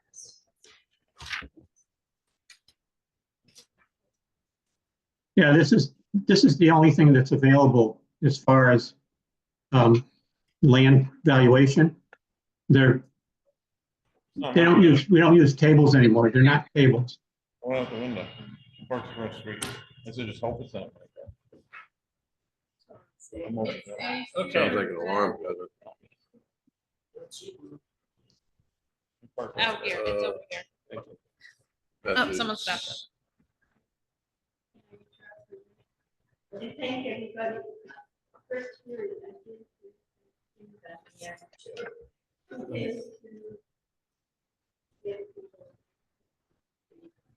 Well, nice to meet you, man. Have a good Yeah. night. Thanks. Thank you. Thank you. Okay, so there's no more land tables. No, the systems don't use land tables. It's computer models. And then we put the parameters in. So like on excess acres. So if you look, say on neighborhood 5, for example, Okay. then it shows you how home sites, the methodology that is used to value home sites. So it says method 32, just a number. It says site value lump sum amount by site rating. And over to the right, it shows you the different elements. So like when we were talking about the property, the vacant lot we just reviewed, you can see there's an item there, $20,000. So for a poor lot, it's $25,000. For a fair lot would be $40,000. Fair average would be 60, and so on, up until an excellent lot would be 700,000. So based on this, on the rating, that's how the house sites are valued. And then if there's any negative or positive influences, it's added to that, calculation. And so in most neighborhoods, the excess acres is valued on if you look at the reference for excess acres in the same neighborhood 5, it says that uses method 14, which is a per acre by size range. So we put breakpoints into the formula, and as the lot increases in value, it automatically decreases the value. So in order to, and I've done it in the past, but it takes a lot of time, and I don't know if it's worth the effort, but I could take excess acres and create a Excel spreadsheet and say, if you have 1 acre, this is how much it would be. If you have 2 acres, this is how much it would be, and create a chart.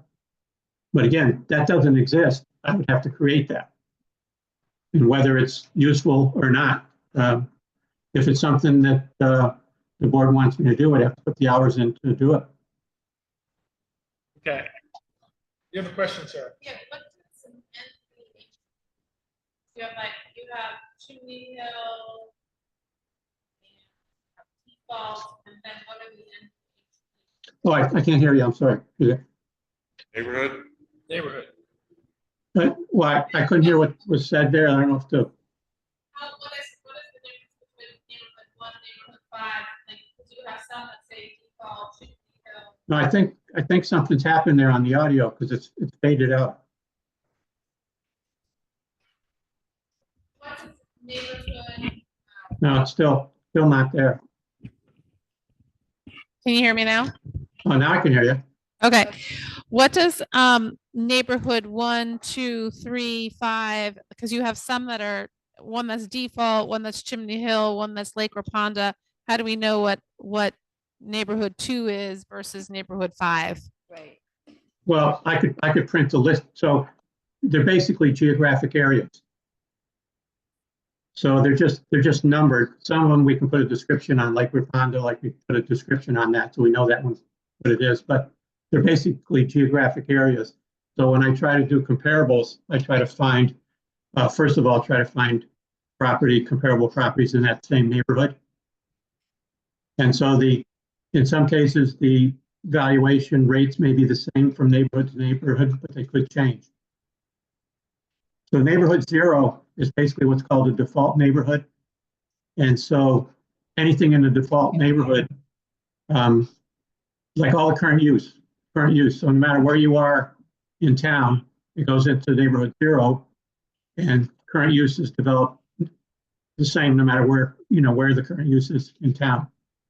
So they're basically geographic neighborhoods. We could print a list and it would list all the houses that are in each neighborhood, if that's something anybody's interested in. Yeah, I think it would be good to know what what the neighborhoods are, so that what neighborhood 1, 2, 3, the ones that don't have a name to them. Yeah. Okay. So yeah, it would be a voluminous report, but I can do that. That's easy to do.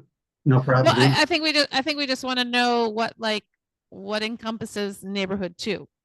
Mhm. What area is that? Is that Boyd Hill Road, or is 3? So I didn't design these neighborhoods. They were done for the reappraisal back in 2020. Deb worked on them, and the other appraisal company worked on them. So they designed the neighborhood. I didn't change any neighborhoods, for this reappraisal. So whatever was said in there, I left it in there. So normally we have a map, but I don't think the appraisal company before created actual map. So the easiest way to look at it is if you have a map and then you trace out the neighborhood so you can see what streets are in what neighborhood. Yep. So that's all something we can do. That would take a lot of work too. So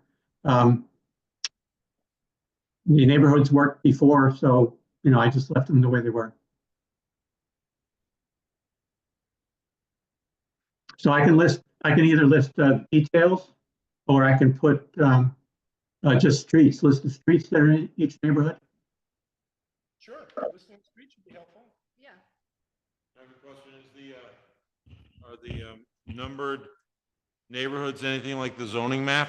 Do they have anything in common with our zoning map? I don't believe so, no. Okay. Yeah, we don't use zoning for valuation. Yeah. The commercials may track with the zoning, but the residentials, we do a lot of towns where there is no zoning. Yeah. Okay, yeah, so providing streets would be great. Yeah. But I can give you a list of all the streets in each neighborhood. How many neighborhoods are there altogether? On the chart. Well, some of them I'm not sure. Some of them may not even be used anymore. I already eliminated some of the neighborhoods where there actually weren't any properties in those neighborhoods. I'm not sure how they created those. But there's basically, you got 0, 1, 2, 3, 4, 5, 6, 7, up to 13, 14, 16. So 20, basically 23 neighbors, which also includes condos. Condos are in their own neighborhood. Thank you. Okay. Thank you, Russ. Russ, can I ask Uh, one question? Since one of our appellants, sorry, kept bringing it up, about good quality, average plus, good minus. Is there Mhm. a short definition sheet for that? I mean, I'm not sure how we are able to. Well, determine that. I'm just curious. we use Marshall's with valuation service. And there's a handbook, there's a manual that we have. It costs about $500 for the. That's okay. I don't need that, but is there a short definition, like a key? No, when you go into the book, each segment of the book, if you go to the average section, it gives you pictures and it gives you a description of what's an average quality house, what's a good quality house. And again, a lot of it's interpretation. It's part of what we call gray data. It's not clear cut. It's not black and white. So to say that there's an error in the grade, it's a matter of opinion. So if I may look at a house and look at the, it's a combination of workmanship, materials, and detail. All right. So those things go into the. So when you go into a house, you may say, well, we think it's good. It's going to be your opinion based on what you believe a good quality house is. I have to try to correlate with the manual as much as I can. But it's, to say it's errors, it's not an error. It's a matter of judgment. So it goes from poor Yeah. to fair Well, to no, Marshall's, average to good. No, for the quality, it goes from low quality to fair to average to good to very good, excellent, and then you get into what we call exceptional homes. We didn't use the exceptional homes at all in Wilmington. At the most, there's some houses we put in as excellent quality, but there aren't that many. So you use poor. So you use poor tonight. Well, that's for the conditions. first. So that's what I'm saying. Where does poor go in? Because you're saying. No, that's condition, not the quality. Okay. Okay. So there's the grade qualities, which come from the Marshall and Swift book, which I just mentioned. The condition, it's all a matter of opinion. So, like the house we were talking about, the 2-family, we put it in as poor condition, which it is, and it gets heavily depreciated by putting it into poor condition. And again, that's another item which we call gray data. It's not clear cut. It's a matter of opinion. So whoever's doing the appraising, uses their judgment, and it's, again, even the appraisal, it's all a matter of judgment, opinion. So we try to, keep the hard data, the factual data as accurate as we can get it, which is obviously it's not always perfect. Any other questions for us? All right. Thank you very much. Okay, you're welcome. All right. Thank you. Thank you. Thank you. You're welcome. Reading how fast someone goes down the hill is much easier to do than reading someone's jump. All right. There was 2 pages here. Oh, is that too?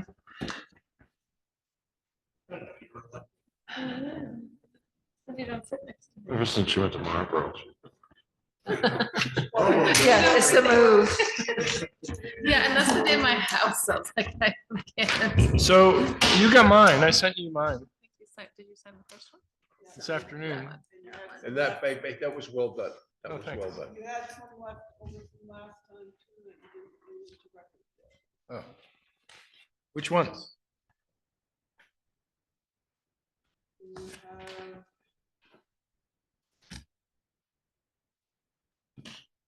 have Beaman, Boyd Hill Road, you have.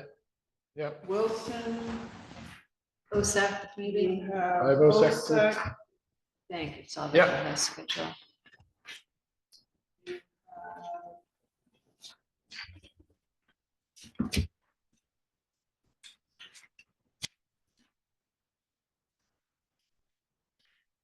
all right.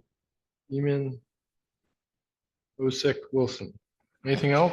are you, where are you with Boyd, 845, 100? We continue that. Well, next week is that? Is it next week? Yes. We bounced it out again. Yep. Okay, and then Nedcoff was The waiver. waiver. So. Okay, so that one we're gonna need to discuss because there's no inspection team to make a recommendation on the value of that property. Oh, the one out in the middle of nowhere? Yeah, It was a Right. haystack lot. it was a right? haystack lot, so, You should at least read it into record that you have the Okay. waiver. we'll read we'll read that into, You don't want to deliberate until you're done with all your reports. okay. All right, so I have four. I have Netcoff, Beaman, Osek, and Wilson. Do we have, I don't see the Wilson report. Do we have one? Okay, Yeah. well, John?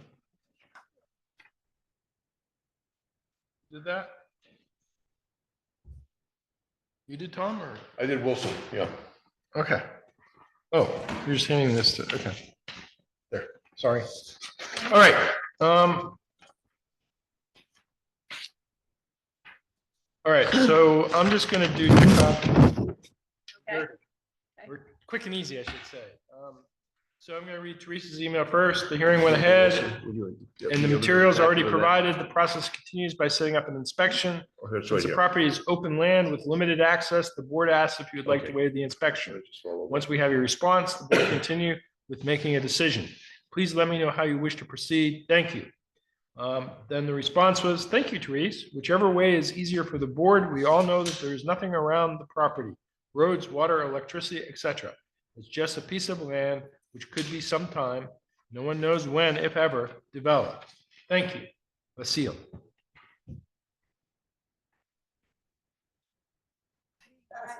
Yeah.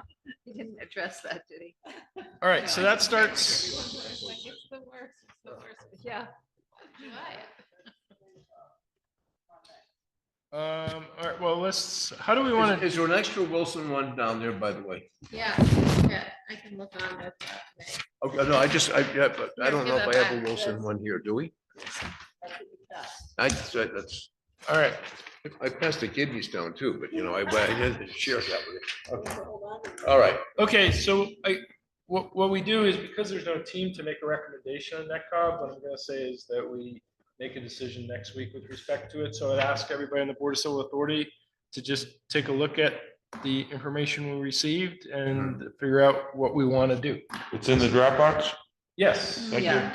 Yeah. Which one's this one? NetCog, Next week. Oh. Okay. yeah, next week. Okay, all right, we'll do Because that. I don't feel comfortable making a. Which property was that again, please? NENCOV, N-E. If we can help. it. NENKOV. It's a haystack lot. Yes. It was a Haystack deer. lot. There you go. All right, now. so let's, Not. you want to do Wilson, Tom? Sure, let's do Wilson. Board of Civil Authority, October 10th, 2024, the inspection of 343 Boyd Hill Road. The owner is Wilson Claudette L. Trustee. It's actually Mr. and Mrs. Ken Wilson. On the above date, the inspection committee met with Mr. and Mrs. Ken Wilson at the above noted location for the purpose of viewing the property. The assessor's office was not represented. The house is situated on a considerable hilly setback from Boyd Hill Road. The hilly terrain provides privacy to homeowners as you cannot see the road. The grounds are groomed and well maintained. The roof consists of asphalt shingles and siding is log. The garage, however, was not part of the original construction and utilized board siding on the western facade. One enters the log facade building via lower level, which is finished. Should you turn right or west, you enter a 2 1/2 bay garage. The half has access from the front and back and is used to store equipment such as recreational items of the occupant. Should one turn left upon entry of the recreational space, that is also used as a bedroom. Walking to the east end of the basement, there is an additional bedroom and full bath. The end of the corridor sports a utility room that houses all mechanicals, well tank, furnace, etc. It is a poured slab. There are stairs leading to the top level. Halfway up the stairs is a landing where a rear entrance exit exists. At the top of the stairs on the east side is a living room combination with large windows facing north. The living area has a stone fireplace and all hardwood floors. The long deck on the north side that is utilized as a picnic area. That doesn't look right, does it? With the corridor off of this area has a laundry room, full bath and bedroom at the end of the hall, and above the kitchen is a loft accessed by a staircase in the living room. It boasts of a bedroom and a full bath. Across the hall to the west is a large rec room that houses a TV, pool table, and other recreational games, etc. This room is situated over the garage and has large windows facing north. The appellant states that the assessed value of $685,360 is thought to be excessive and offered comparisons. The property is above average with additional pluses. Property is well cared for and exudes the pride and ownership. The highest and best use of this property is residential, meaning this property was very nice, very well tended to. And what you're going to hear is there wasn't even, I don't think there was 5 seconds of discussion. The value stays. The value stays as is. Very nice property. Wait for deliberation. Okay. Okay. All right. So I'm gonna do Beaman, 572 Boyd Hill Road. An inspection of the above captioned property was conducted on October 1st, 2024. The owner, Emily Beaman, and her son, Travis Beaman, were present. No one from the assessor's office made an appearance. The home is situated on Boyd Hill Road, about equidistant from Riley Boyd Road and Ward's Cove, and is a 2-story log home with basement. The foundation is poured concrete and appeared to be in good condition. The roof is asphalt shingles and appeared to be in good condition. There is a gable on the roof facing the driveway and 1 skylight. There's a small deck and stairs that lead to the primary entrance. The stairs need repair. To the left of the stairs and deck is a brick chimney. The brick chimney appeared to be in good condition. Facing the house from the driveway, there is a large wood deck on the left side of the house. The deck is off the first floor and wraps around to the rear of the house to a screened-in porch. The deck flooring was in the process of being replaced. Also on the left side of the house is a small balcony on the second floor. It had no railing and appeared to be unsafe. The home is situated on a large and well-landscaped lot. We entered the home through a sliding glass door under the deck that leads into the basement. The basement is mostly finished, except for the area where the utilities are located. The stairs to the first floor are unfinished. On the left of the first floor is a kitchen. It has a log wall and a stone floor. The appliances are in good condition and appear to be of average quality. The kitchen opens to the dining living room area. Here, the floors are wide wood planking and the walls are log walls. There's a stone fireplace. The dining living room area opens to the deck through a sliding glass door. There's also a small 12-by-8 screened-in porch off the rear of the house that is accessed from the dining living room area. Both the bathroom and an entranceway are off the kitchen. The entranceway has a small mudroom with log walls and a stone floor. There are 2 small bedrooms on the first floor with log walls and carpeted floors. The second floor is accessed from the dining living area room by log stairs. There is a small living room at the top of the stairs. There are 2 bedrooms on the second floor, one on the left side of the house with attached balcony and the other on the right side of the house. Both bedrooms are carpeted with log walls, cathedral ceilings, and skylights. The right side bedroom has an attached bathroom. The bathroom has a tile floor and log walls. The highest and best use of this property is residential. Carpeted walls, you said? No, carpeting. Carpeted, are carpeted with log walls. Okay, sorry. Sorry. I was like, what? Let's eat grandma. Or No. let's eat grandma. All right. All right. All right. Comments. Next. So pull it up. OSAC. An inspection of the above captioned property was conducted on October 3rd. Bill Taylor and Steve Goldfarb, members of the OSAC Board of Directors, were present. No one from the assessor's office made an appearance. This large 4-story building is the former Twin Valley High School. It is located at 1 School Street across from the town of Wilmington Public Safety Building. It has a large 2-tiered paved parking lot near the main entrance. The paving appears to be in good condition. There also is a parking along the driveway that connects this parking lot to School Street. Finally, there is a small parking lot on School Street side of the building. We enter the building from the parking lot through 2 metal doors that lead to a lobby. The lobby appears to have been recently renovated and appears to be in good condition with laminate flooring and painted walls. On the right side of the lobby is a door that leads to the former library. This room appears to be used as a meeting room. The floor is carpeted, the walls are painted. There are 2 rooms off the library, a storage room and a room that appears to be a kitchen. The kitchen is a work in progress with cabinets and appliances still needing to be properly installed. There is an exit on the outside to the outside in the rear of the former library room. On the left side of the lobby is a large mechanical room that contains furnaces for heating the building. The furnaces and much of the piping appears to be new and in excellent condition. Directly across from the library entrance is a double door that leads to the gym. The gym has a parquet wood floor that appears to be in good condition with new basketball hoops. There appears to be some ductwork issues along the wall that borders the locker room area. There are storage areas along the back wall of the gym area near the location of 802 Fitness. Also in the lobby is a small elevator. The elevator appeared to be in working condition. Next to the elevator are stairs that lead to the 2nd and 3rd floor of the building. Beyond the stairs is a hallway. The hallway leads to the former cafeteria, now the Mark Dooley room. There are 2 renovated bathrooms off this hallway. The former cafeteria appears to be used as a community room. The floor is painted concrete and the walls are painted. There is an exit to the parking lot from the former cafeteria. The former cafeteria kitchen is rented to Butter Mountain Bakery. The appliances in the former cafeteria kitchen seem to all be in working order. Next to the cafeteria kitchen are old wood stairs that lead to the 2nd and 3rd floors of the 1900 section of the building. These floors are far less renovated than the 1st floor with non-working bathrooms. They have a number of former classrooms and other rooms. Although some of the windows have been recently replaced, most of the windows on these floors are old and in need of replacement. Some of the former classrooms are being rented to businesses or as artist studios. The floors are either carpeted or wood. Exiting from the 2nd floor 1900 section of the building leads one to the 2nd entranceway on the School Street side of the building. This entranceway is in the process of being renovated.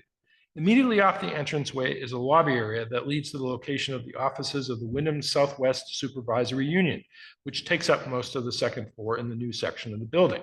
The hallway and offices are in this section appear to have been recently renovated with new carpeting, paint, and lighting.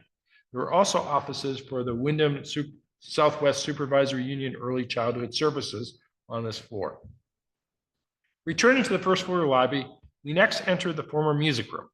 The floor is carpeted and the walls are painted. Facing the School Street side of the former music room to the left is a storage area where oil tanks for the furnaces are located. The tanks appear to be new and in very good condition. On the right side of the music room is additional storage. Continuing down the music room hallway brings us to the Beavers Brook daycare space and a space shared by Vermont Valley Taekwondo and others. The Taekwondo floor has been recently renovated. There are stairs at the end of this hallway that led to the Wyndham Supervisory Union area on the 2nd floor. On the far side of this hallway is another hallway. On the left side of this hallway are locker rooms and small offices that do not appear to have been renovated. On the right side of the hallway is the gym.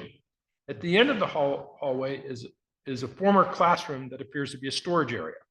A door from this room leads to 802 Fitness. This area has been renovated with new flooring, lighting, and newly painted walls. Much of the outside of the building is covered in vinyl siding, brick, or EFI stucco. The brick siding is in good condition, but both the vinyl Both the vinyl siding and the EFI stucco are in poor condition. As noted, there is a mix of renovated and unrenovated windows. The roof of the 1900 section is slate, and the roof of the new section appears to be a membrane roof. The grounds of the building are landscaped, and the soccer field is in excellent condition with lights and storage sheds. The highest and best use of this property is as a commercial building. All right. Yes.